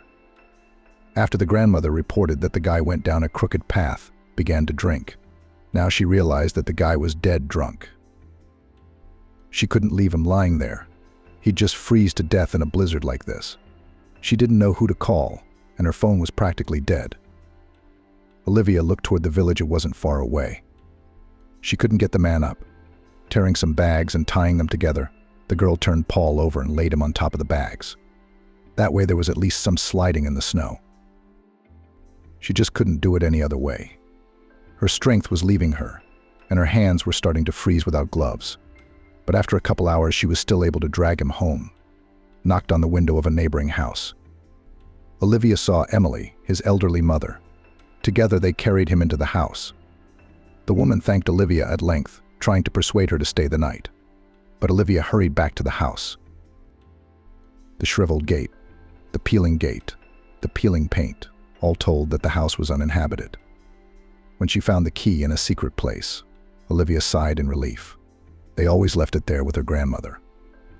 The house was cold and damp, and one window appeared to be broken. There wasn't much firewood up the stairs, but there should be enough for a few days. Olivia quickly stoked the stove and went looking for something to fix the window. There was nothing in the back room except a piece of old linoleum. Deciding to make do with it for now, the girl began to work. After a while, the heat from the stove gradually filled the house. Olivia lay down on the bed and fell asleep. She woke up to an unbearable pain in her hands. They were an unnatural color. Olivia realized she had gotten frostbite. At that moment, there was a knock on the door. Emily stood on the doorstep with a basket in her hands. Olivia, hello, Olivia. I'm sorry, old girl, I didn't get a chance to thank you last night until I put this one to bed. Did you run away already? I couldn't leave him out in the cold. Olivia smiled, embarrassed. You can come in, but I don't have anything to buy you. I'll go to the store today. To get some provisions? Yeah. Chiara, the clerk, won't open the store in this weather. The porch is snowed in, and there's no one to clean it. I brought you some goodies. There's chicken, homemade eggs, milk, and cottage cheese. I've also brought you some herbal remedies. Let's have some tea. And the old woman put the basket on the table. Olivia took out the gifts and thanked her neighbor. Still, the world is not without good people, she thought to herself. What brings you here, little girl? And what brings you here, and even in such bad weather? Your grandmother told me that you've settled down in town. Are you well? Emily asked. It's just the way things are, Olivia sighed. She didn't want to give any details. After she said goodbye to her neighbor, Olivia started cleaning and making dinner. The house was already warm enough. In the old trunk, among the many things, she found her old tracksuit that her grandmother had brought her. Her grandmother always put things in the trunk, repeating that everything in life could come in handy. How right was she? Remembering her grandmother brought tears to Olivia's eyes. It was as if she knew everything in advance. There was a reason why she was treated warily in the village, but at the same time she was respected. No one knew about her gift. Only her granddaughter. The rest of us could only guess. Her arms ached more and more, and her throat began to ache. In the evening, she began to feel feverish. There were no medicines in the house, only a decoction of herbs brought by a neighbor and some jam saved. Waking up in the morning, Olivia realized that she was even worse. There was almost no strength, the fever did not fall. The girl periodically fell into a dream. She dreamed of her grandmother and the carefree time they lived together. Her parents had died when Olivia was almost 7. The bus taking them to work had overturned and fallen into a ravine. Everyone survived except Olivia's parents. It was as if her grandmother had known in advance that this would happen. As an adult, Olivia once asked her why she didn't talk them out of going if she knew everything. It is not in my power to decide the fate of people, grandmother answered. We can't escape fate, no matter how bitter we are. Since then, they lived alone with their grandmother. The old woman took care of her granddaughter as best she could. She even managed to buy a small apartment in the city for her. The girl adored her grandmother, trying to help her in everything. Olivia learned about the fact that she also received her gift from her grandmother a little later, in adolescence. Visions were rare, but very frightened the girl. Olivia felt that everything was burning, but there was almost no strength to get out of bed. There was a knock on the door. Olivia tried to tear her head off the pillow, thinking that whoever was behind the door would definitely help her. The girl gathered the last of her strength and slowly made her way to the front door. The knocking was repeated. But opening the door, Olivia still could not see the guest, having lost consciousness. There were no numbers on the houses, nor were there any street names. Charlie had almost given up hope of finding his recent acquaintance Olivia. He knocked on one of the few houses with a light on, hoping to find out something about her. The elderly woman who opened the door let him in. "I only know of one girl named Olivia that you might be looking for," the old woman replied. "It's mostly old people and people like my son." The woman nodded at the man snoring loudly on the bed. The smell of booze in the room spoke for itself. "Olivia saved my father from starvation the other day. Dragged him on her back when she found him in a snowdrift. Please thank her again for me, please. I can't walk myself. I've been sick for 3 days. It's hard to get up." Now Charlie knew the direction in which to go. When he found the right house, he noticed that the door was covered with snow, and only the slightly dimmed light of the lamp showed that there were people in the house. No one answered the knock. It took more than one knock before Charlie heard footsteps. But the girl who had opened the door fell senseless. Charlie managed to pick her up and carried her into the house and carried her to the bed. The girl's face was dead pale. Her whole appearance suggested that she needed to go to the hospital immediately. Charlie dismissed the idea of an ambulance, for it would not be likely to get over such a rough road. So he decided to drive her himself. The SUV he'd borrowed from his father could easily overcome any snowdrift. Charlie wrapped Olivia in warm blankets. He gently placed her in the back seat of the car and drove to the hospital. At the same time, he called a doctor he knew and received instructions from him. Charlie carried Olivia into the emergency room in his arms. The doctors were waiting for them. "Separate room, medication, I'll pay for it." "I'll pay for it. I'm asking you to help her," Charlie asked. "Don't worry. It's our duty," the doctor replied and slipped the bill he had received from Charlie into his pocket. The girl was taken away, and Charlie was told that he would be informed of her condition as soon as the picture was clear. All the way home, Charlie thought of her.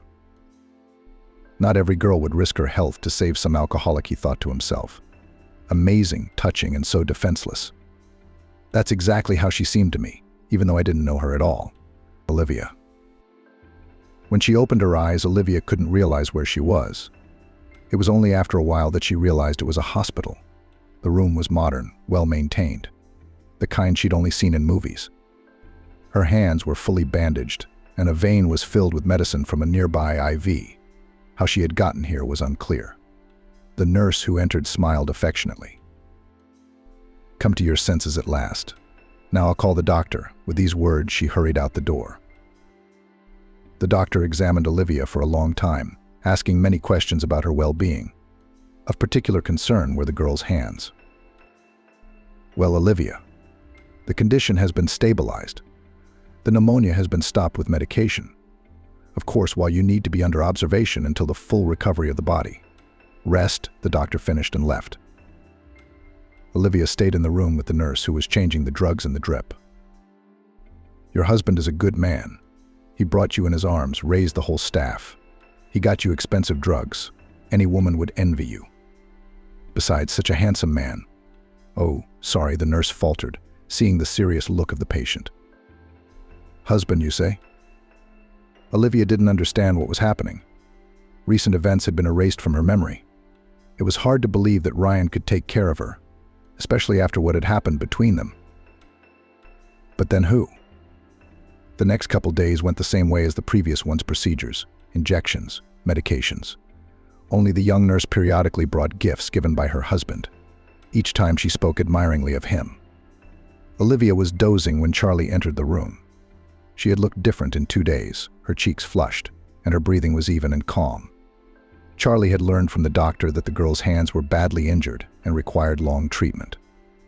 During these days, he had managed to learn a great deal about her. He had studied her files, taken from the personnel department in the newsroom, and talked to her co-workers. He wanted to touch her hand, but was afraid to scare her. Olivia felt his presence and slowly opened her eyes. She whispered. "Hi, I'm Charlie. We never got to meet." Then he smiled. I'm sorry if I offended you. I'm sorry I said a lot of crazy things. You probably thought I was crazy, didn't you?" Olivia said. "That's the thing, no. I owe you one. You saved my life, you might say. I never believed in such things, but your words made me give up the trip. Your sincerity and persistence touched me. Thank you. Olivia was silent, unable to cope with the emotion, her breath hitching in her chest. His touch was like an electric shock. It was like something she'd only experienced when she'd learned about her abilities as a distant child. Olivia remembered how scared she'd been then. Her grandmother had calmed her down. She felt dizzy and slowly sank down onto the pillow. You'd better rest for now and take it easy, Charlie said thoughtfully. Do you want me to read to you? He asked suddenly. Olivia nodded. The man sat down on the edge of the bed, pulled out a book, and began to read. Olivia didn't listen to the text, but his voice was so pleasant that it was hypnotizing. She kept silent, trying to get a glimpse of her interlocutor. Today he looked different from his first meeting. Then he was wearing a suit and a strict coat. Now he was wearing blue jeans and an ordinary sweatshirt. His hair was dark, medium length, neatly styled up. Charlie was smoothly shaved. The scent of his perfume was faint but very pleasant. Charlie came in every day. At first the conversations were few words and a little stilted, but in time they began to chat like longtime acquaintances. Common interests, views on life, sense of humor, and of course working in the same field did the trick. How did you find me then? She asked him one evening when Charlie was always around. He grinned. It's a long story. I had to meet your former principal and get your address. You talked to Ryan? Olivia wondered. Yes. Charlie immediately changed the subject, so they never returned to the conversation. Olivia, good morning, she heard the doctor's voice. I must tell you that tomorrow you will be discharged. The tests came back quite good. We'll give you a referral for further treatment at another clinic. Unfortunately, your hands aren't healing as fast as we'd hoped. The doctor said some more things, wrote some recommendations on a sheet of paper, promising to give all the other papers tomorrow at discharge, and left. The news of her imminent discharge, oddly enough, upset Olivia. She didn't want to go home. With sore hands, it was scary to get on with her life. Olivia realized she couldn't do it. There was no money to continue treatment at the clinic the doctor had mentioned today. The treatment she was receiving now, as she realized from the nurse's words, had been paid for by Charlie. This evening was the first time he had not come to see her. Olivia waited until after dark, but in vain. Sleep didn't come either. All sorts of thoughts popped into her head. After spending almost the whole night without sleep, in the early morning Olivia gathered her few belongings and went to the doctor's office to get her discharge papers. After picking up the discharge papers, the girl slowly made her way towards the exit. Thank God, I thought I was late, Olivia heard a familiar voice close by. Charlie was standing next to a bouquet of flowers. I'm sorry I couldn't make it yesterday. I got caught up in the moment. I had a lot of important things to take care of. Sit down. We need to talk. Charlie offered to come into the hospital cafe and talk. Olivia almost threw herself into his arms when she met him. She'd never expected to see him again.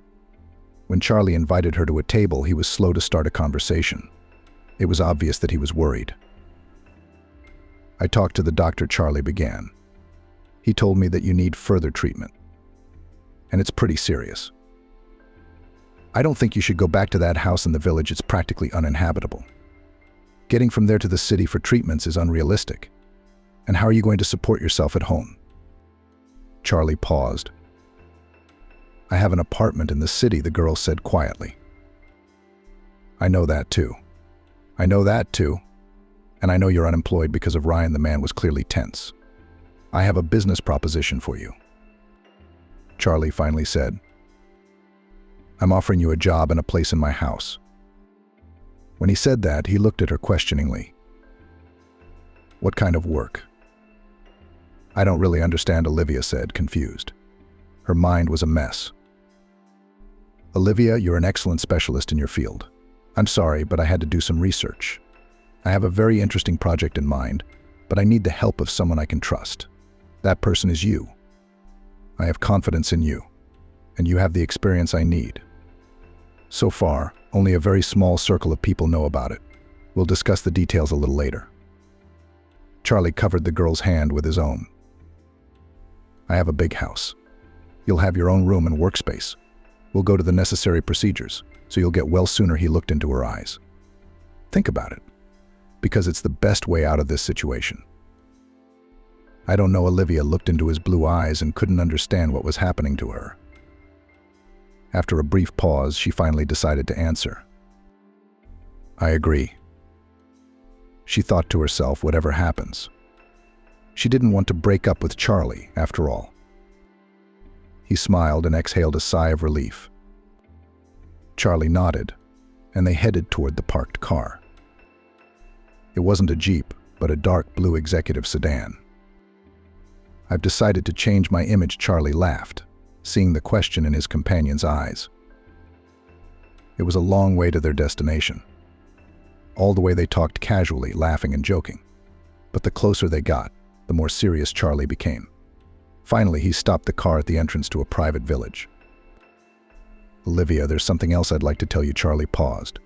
Sue, my girlfriend, lives in the house besides me. That information hit Olivia like a cold shower. A lump formed in her throat and tears welled up in her eyes. I understand, Olivia said in a shaky voice. Don't worry, Sue doesn't know anything about work, so no one will interfere with your work. Olivia nodded silently and turned away from the window. Of course, she suspected that a man like Charlie was hardly alone, but deep down she hoped he was. They drove the rest of the way in silence. Charlie parked in front of a large mansion. He took the girl's things and gestured for her to follow him. The inside of the house was even larger than the outside, but to Olivia's surprise, the dwelling was quite cozy. She'd always thought such huge houses were like museums, devoid of coziness. But she seemed to be wrong here. They were greeted by a staff of 3, a female cook, a maid, and an elderly male manager. Your nurse will arrive closer to evening and bring everything you need for your treatment. Make yourself comfortable for now. Charlie smiled and walked out. Olivia sat down on the edge of the huge bed and sighed heavily. The room was decorated in light beige colors and tasteful furnishings. It had a shower, a toilet, and access to the balcony. Olivia also found a door leading to a small office that had everything she needed for work. The girl looked at her belongings, of which there were very few. Putting on her home kit, Olivia decided that she needed to pick up her things from Ryan tomorrow. But how to do that, she didn't understand yet. Toward evening, a nurse actually came to see her, treated her hands, and gave her the necessary medication. It was obvious that the woman was a professional. She was also very pleasant to talk to, which Olivia was now sorely lacking. When she heard a knock on the door, Olivia flinched. It was the manager, whose name was Vic. The man invited her to come down to the dining room for dinner. Olivia put on her house slippers and followed him. She was really hungry, so she didn't linger at the set table. Charlie was waiting for her. He smiled welcomingly, indicating the seat across from him. Can you forgive me? He asked. For what? Olivia didn't understand. For almost starving you, Charlie laughed. It's good for a girl to go on a diet, Olivia said. You don't need to do that. Charlie winked merrily, glancing at Olivia's figure. I see you're having fun, they heard a woman's voice say. A girl was coming down the stairs, walking toward the dinner table. The cheerful mood quickly faded away. The girl came up to Charlie and kissed him. Hello, darling. I didn't realize we had company. Why don't you explain? She asked defiantly. Yes, this is Olivia, my personal assistant. She'll be living in this house for the time being because of circumstances. And this is Sue, he said to the guest. But Olivia seemed frozen in place. She looked at Sue and couldn't believe her eyes. She had bright red hair and looked just like the girl she'd caught Ryan with. Are you going to drag all the female employees into our house now? Or is this one special? Sue asked cheekily. My house, you mean? Charlie replied calmly. Olivia saved my life, so I owe her a favor. Would that be a good explanation? I'm sorry, I think I'll go to my room. I don't feel well. Olivia was heading for her room when she heard Sue's words. God, Charlie, are you crazy? Look at her. What helper? Is that better in funny pajamas? Sue laughed nastily. Olivia didn't hear the rest of the conversation. Her heart was racing. Maybe she was wrong about Sue. Maybe there were lots of girls with hair like that, and her imagination was running wild. A little later, Olivia had dinner brought to her room. It was late afternoon. She soon realized that she would like some tea. It was a habit she had had for a long time. She liked to drink tea before going to bed. They always did that with her grandmother, making delicious tea and having conversations. The only difference was that now Olivia was in someone else's house. Opening the door, the girl went in search of the kitchen. There was a dim light on in the house. That meant that everyone had probably gone to their rooms. Finding the kitchen, Olivia made herself some tea. There was a huge fireplace in the living room. The view from the window was breathtaking. Without turning on the light, she went to the window. The huge windowsill was just right. Olivia made herself comfortable on it and began to enjoy her tea. She thought of her grandmother at times like this, of the first time she'd met Ryan and how she disliked him. "He's not your man. Ryan's rotten inside, you know. Crying here with him," Grandma said. But Olivia, head over heels in love, didn't want to hear it. Ryan seemed like a prince from a fairy tale, her first love.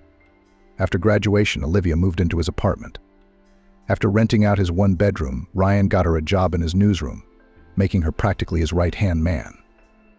As Olivia later realized, it was only that he shoved almost all of his supervisory duties onto her, taking advantage of her dependability and work ethic. And so it was. Olivia adored her job, doing Ryan's errands by day, and could spend nights writing articles and editing, fully immersed in her favorite business. To her, an inexperienced girl, such a family life seemed perfect. Immersed in her thoughts, Olivia didn't immediately notice the footsteps. "I'm not interrupting," she heard Charlie's voice close by. He was standing there with a cup of flavored drink in his hands. He was wearing a housecoat, his wet, mussed hair suggesting that he'd recently showered. She'd never seen him like this before. The man sat down next to her. "I can't sleep either," he said. "I like to sit in silence with a cup of tea before I go to bed, to think, to dream." "Me, too," Olivia sighed. "I also like to look at the night sky, at the stars. Evenings like that inspire me to do something new." Charlie smiled. "You're an amazing girl, Olivia. I've never met anyone like you before. Tell me, how did you know I was in danger?" Olivia had been expecting to hear that question for a long time. "I don't know how I did it. My grandmother had the gift of foresight, or something like that. I guess I got it from her. But it was very rare, just a few times. She always said my visions were life-changing. That's it. There's no other explanation." "Thank you," Charlie whispered, staring intently at Olivia. The silence lengthened. "I think it's time to go to bed," Olivia smiled. "Are you trying to lighten the mood?" Charlie grinned. "Yeah, sure. Get some rest. Did you have a hard day?" Charlie said goodnight, but stayed in the living room. Charlie sat in a comfortable leather armchair in his office, drinking flavored coffee. Opposite him sat Stephen. "I don't understand why you brought her home." "Naturally, Sue is against it. It's normal," Stephen lectured. "Is it normal to help people, especially when you're in their debt?" Charlie replied thoughtfully, savoring his coffee. "How long have you been a philanthropist?" "I've never seen you do that before." "Wait a minute, maybe you liked that girl." Stephen laughed. "She's not a girl, but a very decent girl. Let's finish our conversation." "I'm very busy," Charlie gestured toward the door. When he was finally alone in the office, he thought. On the desk in the most prominent place was a photo frame of him and Sue together. They had been together for several years, but had never really become close, it seemed to Charlie. Yes, certainly Sue was a bright and showy girl, but... The cell phone lying nearby beeped. It was a message from Sue, reminding him of tonight's trip to the theater. In the hustle and bustle of the last few days, he had completely forgotten about it. He didn't want to go, but when he imagined how Sue was going to kick his ass after he said no, he decided to go. Olivia woke up as the sun came up. Her arms ached, but not as badly as before. When she went to the window, she saw Charlie heading toward his new car. He was wearing a business suit today, just like when she'd first seen him. As if sensing her gaze, he turned around and looked at her through the window. Olivia smiled embarrassedly and waved at him. The man waved back and got into the car. Today, Olivia decided to familiarize herself with the front of the upcoming work. But first it was worth a shower and breakfast. When she came downstairs, she found Sue sitting at the table. "God, you again," she heard herself say. "Darling," she turned to Olivia. "This is the dining area for the owners of the house, not the staff. Charlie's got you on loan to help with his work. So please eat breakfast with the staff and don't spoil people's appetites." Sue looked at the girl in silence. She had little doubt now that she was the one she had seen in Ryan's apartment. "What? Did I not make myself clear?" Sue shouted. "Sorry, I really should go," Olivia replied quietly, going into the kitchen. The cook made coffee and gave her some sandwiches. The girl took it all to her room, figuring she'd eat breakfast there. The residue of seeing Charlie's fiancé was not pleasant. But by immersing herself in her work, Olivia was able to distract herself from her thoughts. A knock on the door interrupted her. A maid brought in a huge bag and set it by the bed. "There you go," she said cheerfully and quickly disappeared out the door. The bags contained Olivia's things, but how? How had they gotten in here? After all, they were all at Ryan's house. Mentally, she had already said goodbye to them, deciding to buy her own things gradually. As she was going through her things, happy as a child, the phone rang. "Hi," she heard a familiar voice. "I hope all the things are there." "Hi. How did you do that?" "Nothing. I just called your former boss and offered to get all your stuff ready. Otherwise, he promised to fire me," Charlie said cheerfully. "Thank you." Olivia pictured Ryan's face at that moment and smiled too. Charlie wished her a good day and passed out. The girl put all the things on the shelves and continued working. She took her eyes off the monitor screen only when it started to get dark outside, and voices were heard downstairs. When she looked out the window, she saw Charlie walking out with his fiancée. Sue was dressed in a beautiful evening gown and her head was adorned with an elaborate hairdo. From the outside, the couple seemed just perfect. Two beautiful, successful young people. Olivia couldn't take her eyes off them. Charlie carefully placed his companion in the car without looking out the window, where a pair of attentive eyes were staring back at him. Her stomach reminded her that she didn't mind getting a refresher, since lunch had been skipped. So Olivia went down to the kitchen. Maid Jenny and cook Ciara, whom everyone in the house called Aunt Ciara, were already eating dinner. When they saw Olivia, they invited her to the table. "The master wanted me to tell you to be ready to go to the doctor's tomorrow morning," Jenny said. Olivia nodded. "An aromatic piece of chicken. Aunt Ciara, you're the queen of the kitchen. You've got to make something so delicious," she complimented the cook. "Oh, Olivia, thank you, my dear, for your praise. But not everyone is so happy," the woman grinned bitterly. "The owner's fiancé has been nagging me," Jenny explained. "The soup's not right, the food's too plain, too unadorned, or something else. And she's been giving me a hard time about breakfast. I don't know what to make." When the owner lived alone, he was always happy with everything, Aunt Ciara concluded. And when that witch came into the house, no one is happy. Jenny sighed heavily. "Listen," Olivia the cook said to her. "I've got this recipe for a delicious cold cake. The girls at work kept asking me to make it. I think it would be perfect for breakfast. I can share the recipe," she smiled. "It would be my pleasure, Aunt Ciara." Olivia cheered. After a little more chatting in the kitchen, Olivia went back to her room. Charlie and Sue came home at midnight. Olivia couldn't sleep, she was absorbed in her work, so she heard the sound of a car pull up. That Sue was cheating on Charlie was understandable. Except Olivia decided not to tell anyone about it. It was someone else's relationship, and she wasn't usually in the habit of prying, though she had a keen sense of justice. She'd been tempted to do it, but she'd stopped herself in time. Getting up early, Olivia got ready for her scheduled doctor's appointment. After applying discreet makeup and styling her long hair, she wore classic pants and a blouse, not forgetting her heels. There wasn't much time left, so she hurried to the kitchen so she could eat breakfast and help Aunt Ciara as she had promised the day before. Olivia did her job quickly, and it wasn't long before there was a full bowl of flavorful pancakes with her signature fruit sauce on the table. Now that everything was ready, she savored the flavored coffee, glancing at her watch, afraid to keep the driver waiting for her. Charlie showered, dressed, and went down to the living room, where Sue was waiting for him at the table.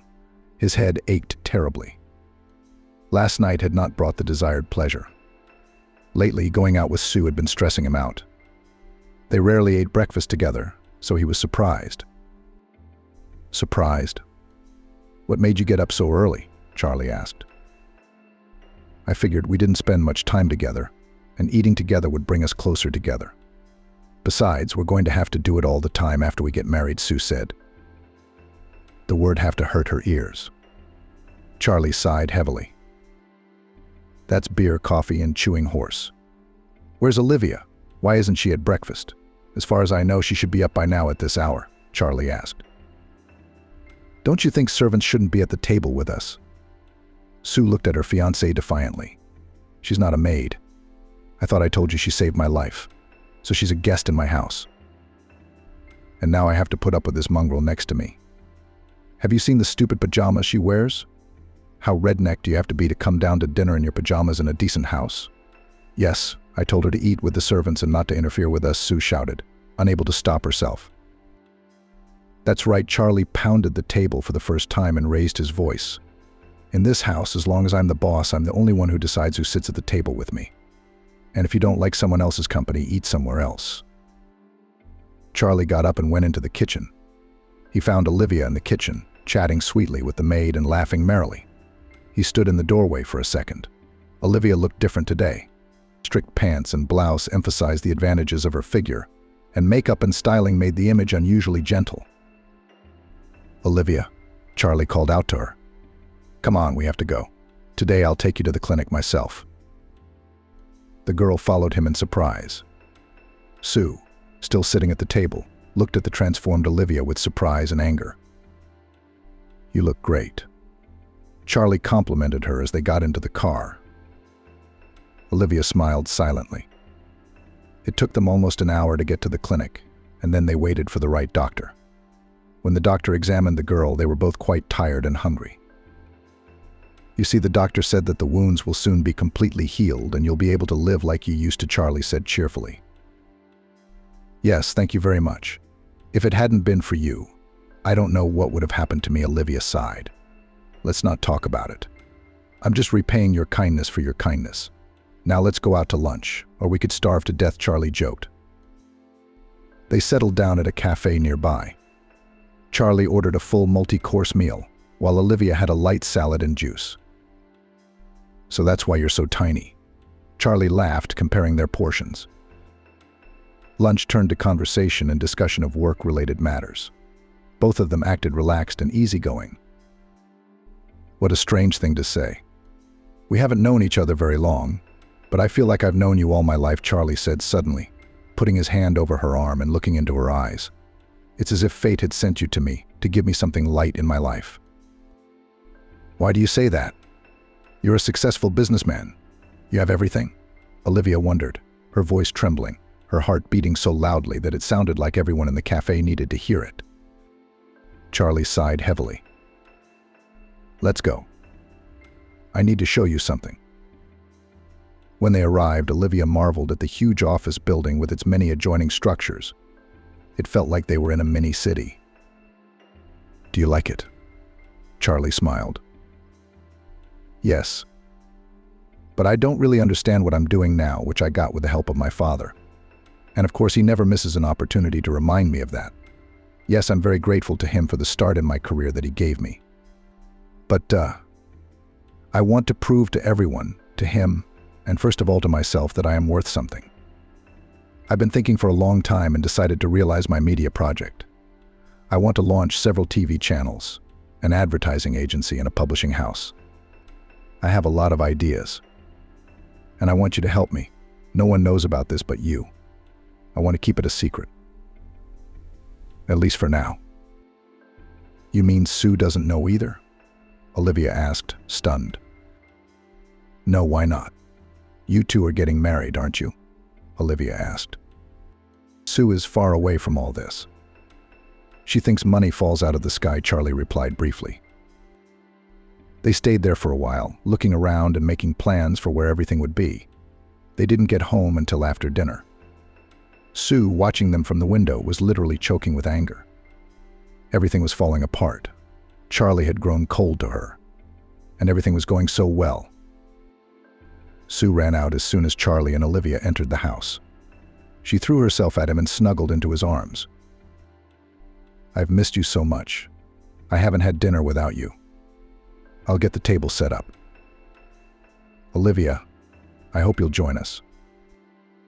"I think I'd rather eat in the kitchen," Olivia said.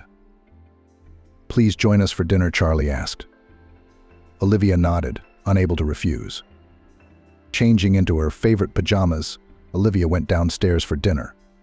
Everyone was already at the table, waiting for her. Sue glanced at her guest and tried to suppress a laugh, but it didn't go unnoticed. The servants set the table. "Jenny, I'd like for breakfast tomorrow those wonderful pancakes we had this morning. They remind me of the flavor of my childhood," Charlie said with a smile. "Charlie, I'd love to. Except I didn't make them," Olivia did, the cook said. He looked at Olivia, surprised. "For all your virtues, you are a great cook." He praised her. Olivia smiled, embarrassed. "You're exaggerating. It's just that we never had servants. My grandmother and I used to bake something for tea. I love the smell of baking in the house. I think it adds to the coziness and warmth of the soul." "I didn't like the pancakes at all. Very greasy. I can't imagine how many calories they have. I wish you'd cut down on the baking, or Olivia would turn into a fat duck," Sue said sarcastically. The servants went to the kitchen, and those at the table at last began to eat, continuing their conversation. Olivia ate in silence, while Charlie and Sue carried on a conversation. "Olivia, where did you buy those ridiculous pajamas? Every time I see you in them, I can't help laughing." Sue laughed unpleasantly. "It was given to me by a very nice man, so it's precious to me. Unlike you, I was born into a simple family where comfort was valued more than showy outfits and pathos," Olivia said. "If you'll excuse me, I think I'll go. I'm a little tired." Olivia walked out and headed back to her room. "Why do you keep picking on her? Why don't you get tired of it?" Charlie asked. "I was just asking. I can't stand the whole hillbilly thing." "Yeah? Did you happen to forget that I'm from the country too? Are you making fun of me?" Charlie raised his voice. "Vera has an excellent education, excellent work experience, and a sympathetic heart. What can you do? Maybe you want to trade me for that provincial girl. I wondered what you brought her here for." "It's all clear now," Sue said. "I hope you don't regret it." With that, Sue left the table. Charlie couldn't sleep. Tonight he went to bed in the living room. Olivia wouldn't get out of his mind. It was easy and comfortable with her. He could be himself. He was also insanely attracted to her. They'd spent a lot of time together the last few days. He'd probably realized that she wasn't just a random person in his life. Charlie woke up this morning with a heavy head. There was a call from his father, who asked for a meeting in a disgruntled voice. It was going to be a busy day. Lately, communication with his father did not arouse positive emotions. There were only reproaches and complaints. That's why Charlie decided to start his own business and start from scratch. But no one could know about it yet, except Olivia. She was the only one he could trust. Lately, this girl seemed to him a ray of light in his gray, as it seemed to him, life. They were spending more and more time together. And every day Charlie realized that this girl attracted him more and more. Her simplicity and spontaneity combined with her enormous efficiency amazed him. She was so involved in the new project that she was literally breathing on it, offering many interesting ideas. After a quick coffee, Charlie went to his father's office. The huge building in the center of the city stood out favorably against the background of other business centers. His father liked everything ostentatious, unlike his son, who, no matter how hard he tried, liked simplicity in everything. "What's the emergency?" Charlie asked, stepping into the spacious office. "I won't beat around the bush. I'll get right to the point. Sue called me yesterday," complaining. Charlie paused and looked at his son questioningly. "Ah, that's it." Charlie grinned. "And you decided to act as a peacemaker from the province. Am I right?" Don't exaggerate. I care about your fate. If you're doing something stupid, who's going to guide you but your own father? Don't you think the time for parenting is long past? I don't think so. Am I not the little boy you abandoned who needed you the most at the time? I'm old enough now to handle my own personal affairs, Charlie replied irritably. Don't be silly, son. Sue's perfect for you. And her father's connections will open a lot of doors for us. Besides, the girl's head over heels in love with you. What more do you want? And what's this about some tramp you brought into the house? Charlie stared into his father's eyes and said, barely able to keep from shouting, that's right, not a tramp, but a very clever and decent girl, to whom you all have yet to grow up, and who to bring into my house is for me to decide. He stood up and headed for the exit, turning around at the door. I hope we understand each other. Saying this, he left his father's office. I felt sick to my stomach. I didn't want to see anyone. Almost no one. Getting into the car, he drove to the place where he planned to organize his new project. Olivia was there, working hard. The girl was enthusiastic. Charlie saw her leaning over the papers and admired her. Surprisingly, she was the only person he felt comfortable around, especially lately. After pouring 2 cups of coffee, Charlie knocked on the door. Can we not knock? You're the boss. Olivia smiled. You were so enthusiastic. I didn't mean to scare you. Besides, you were so quick to get to work that now I think you're in charge. Not me, Charlie laughed. After they drank coffee, they began to discuss the work. Olivia announced that she'd found some great people, including some from her last job. Plus, she'd arranged a meeting with the company that made the equipment they needed. I've also designed the office space and prepared some sketches for you to look at. Olivia held out a folder. You're a miracle. God sent you to me. Charlie walked over to Olivia and took her hands in his. She didn't say anything. He didn't take his eyes off her lips. The urge to kiss was so strong that he barely held back, afraid of the reaction. Suddenly, the phone in his pocket rang loudly. Charlie picked it up, stepping back to the window. Olivia realized from the pale face and the worry in his voice that something was wrong.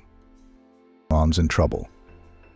The hospital called, and we need to go right away, Charlie said. Of course, if you need help. Olivia couldn't finish her sentence. I'd like you to be there for me, please. Charlie took her hand. She nodded and followed him, grabbing her outerwear. It took them quite a long time to reach their destination. Even though winter was coming to an end, the weather was truly wintry. Heavy snowfall was literally covering the road, paralyzing traffic in some areas. Charlie's phone rang several times, but he repeatedly rejected the call. Pulling up to the hospital almost at night, they went straight to the attending physician, who reported a heart attack in Charlie's mother. After describing the situation, the doctor authorized a visit in the morning since the woman was conscious.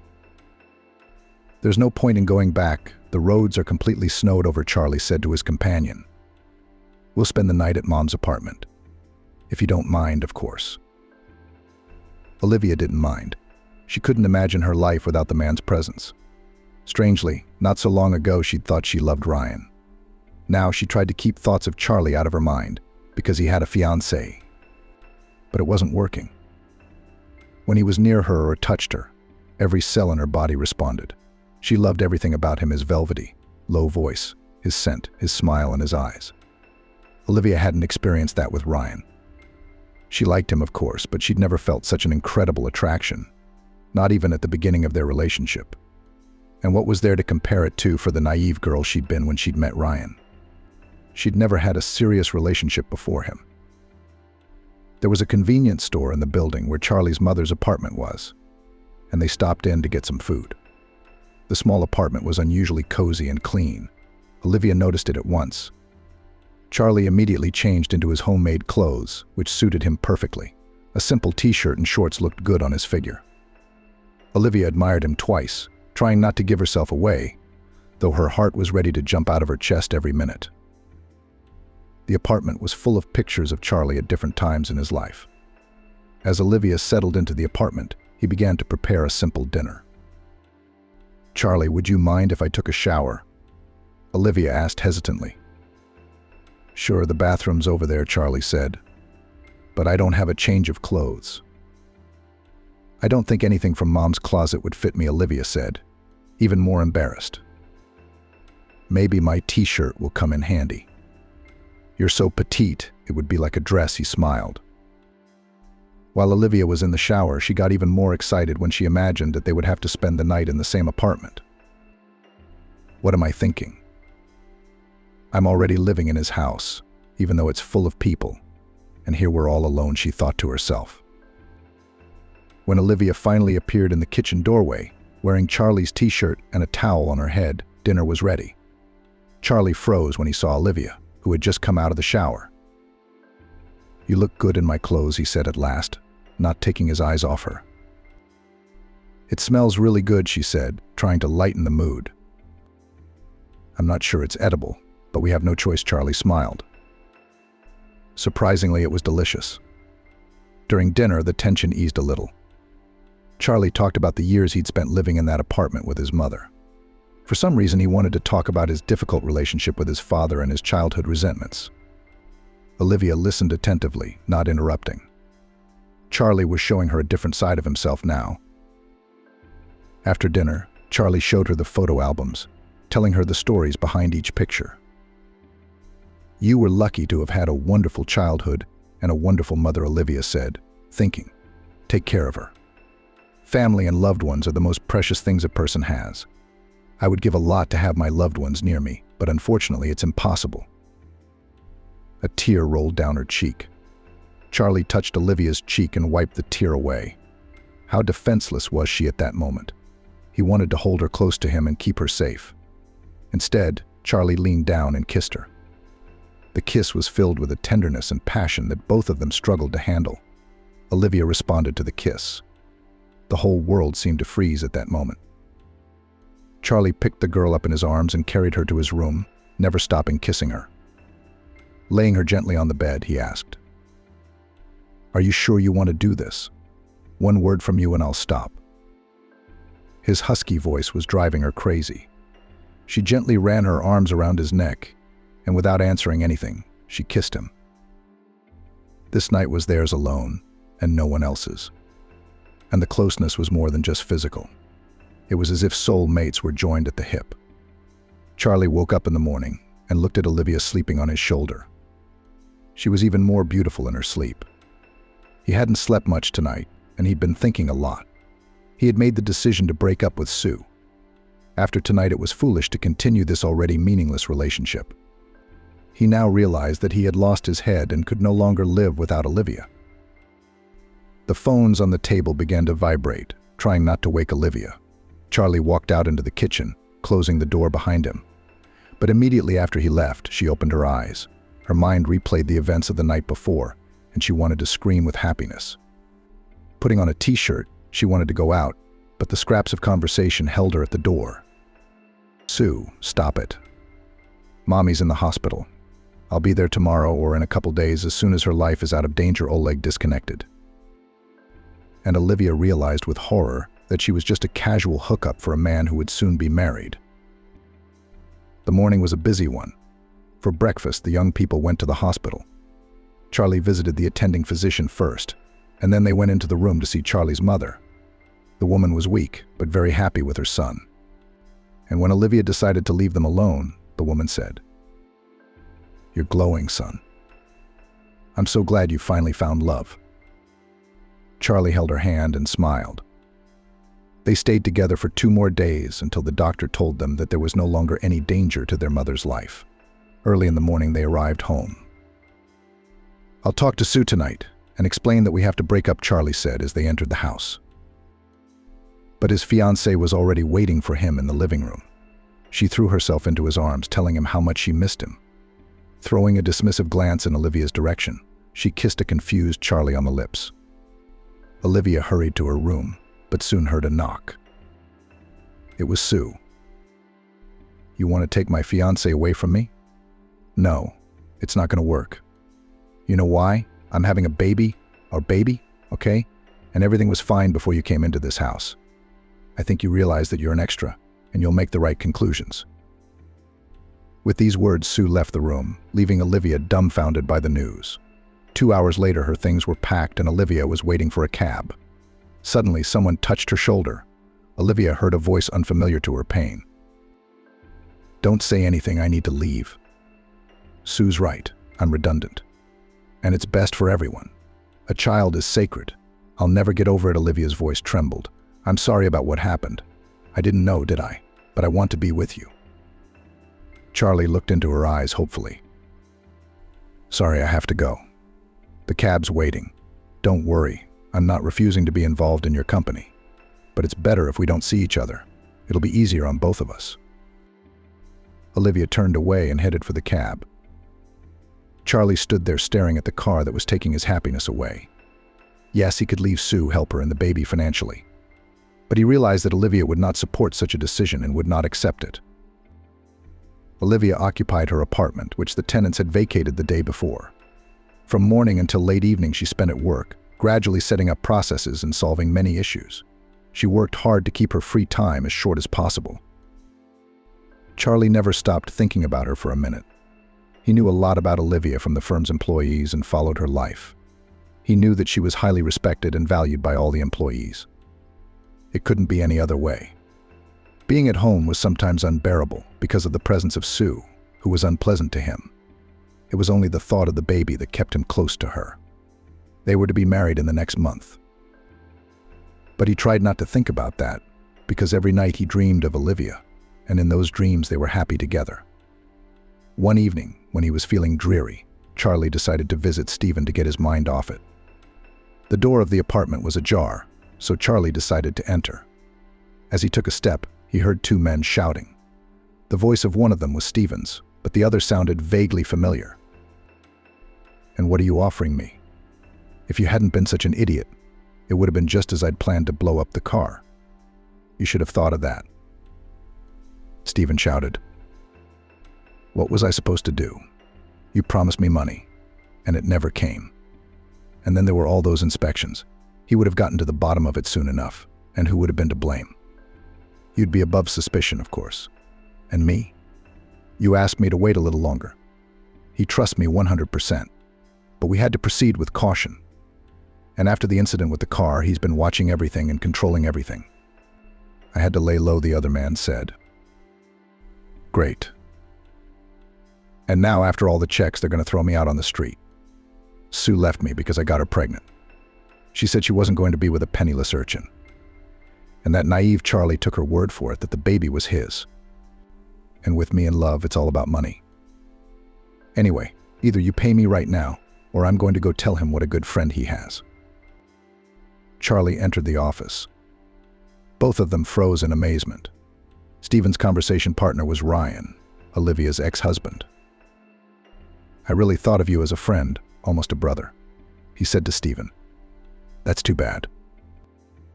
He'd kicked Sue out the door that night, and in the morning his father had called, threatening to take the company away if he didn't change his mind.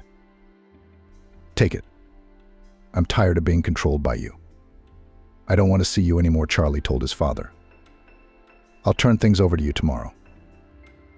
Charlie disconnected the phone, took the car keys, and drove to an address he'd known for a long time. Olivia opened the door right away. "I'm sorry, I'm a fool. I'm not the one who got Sue pregnant. I can't be without you," Charlie said. Olivia was silent. A tear ran down her cheek.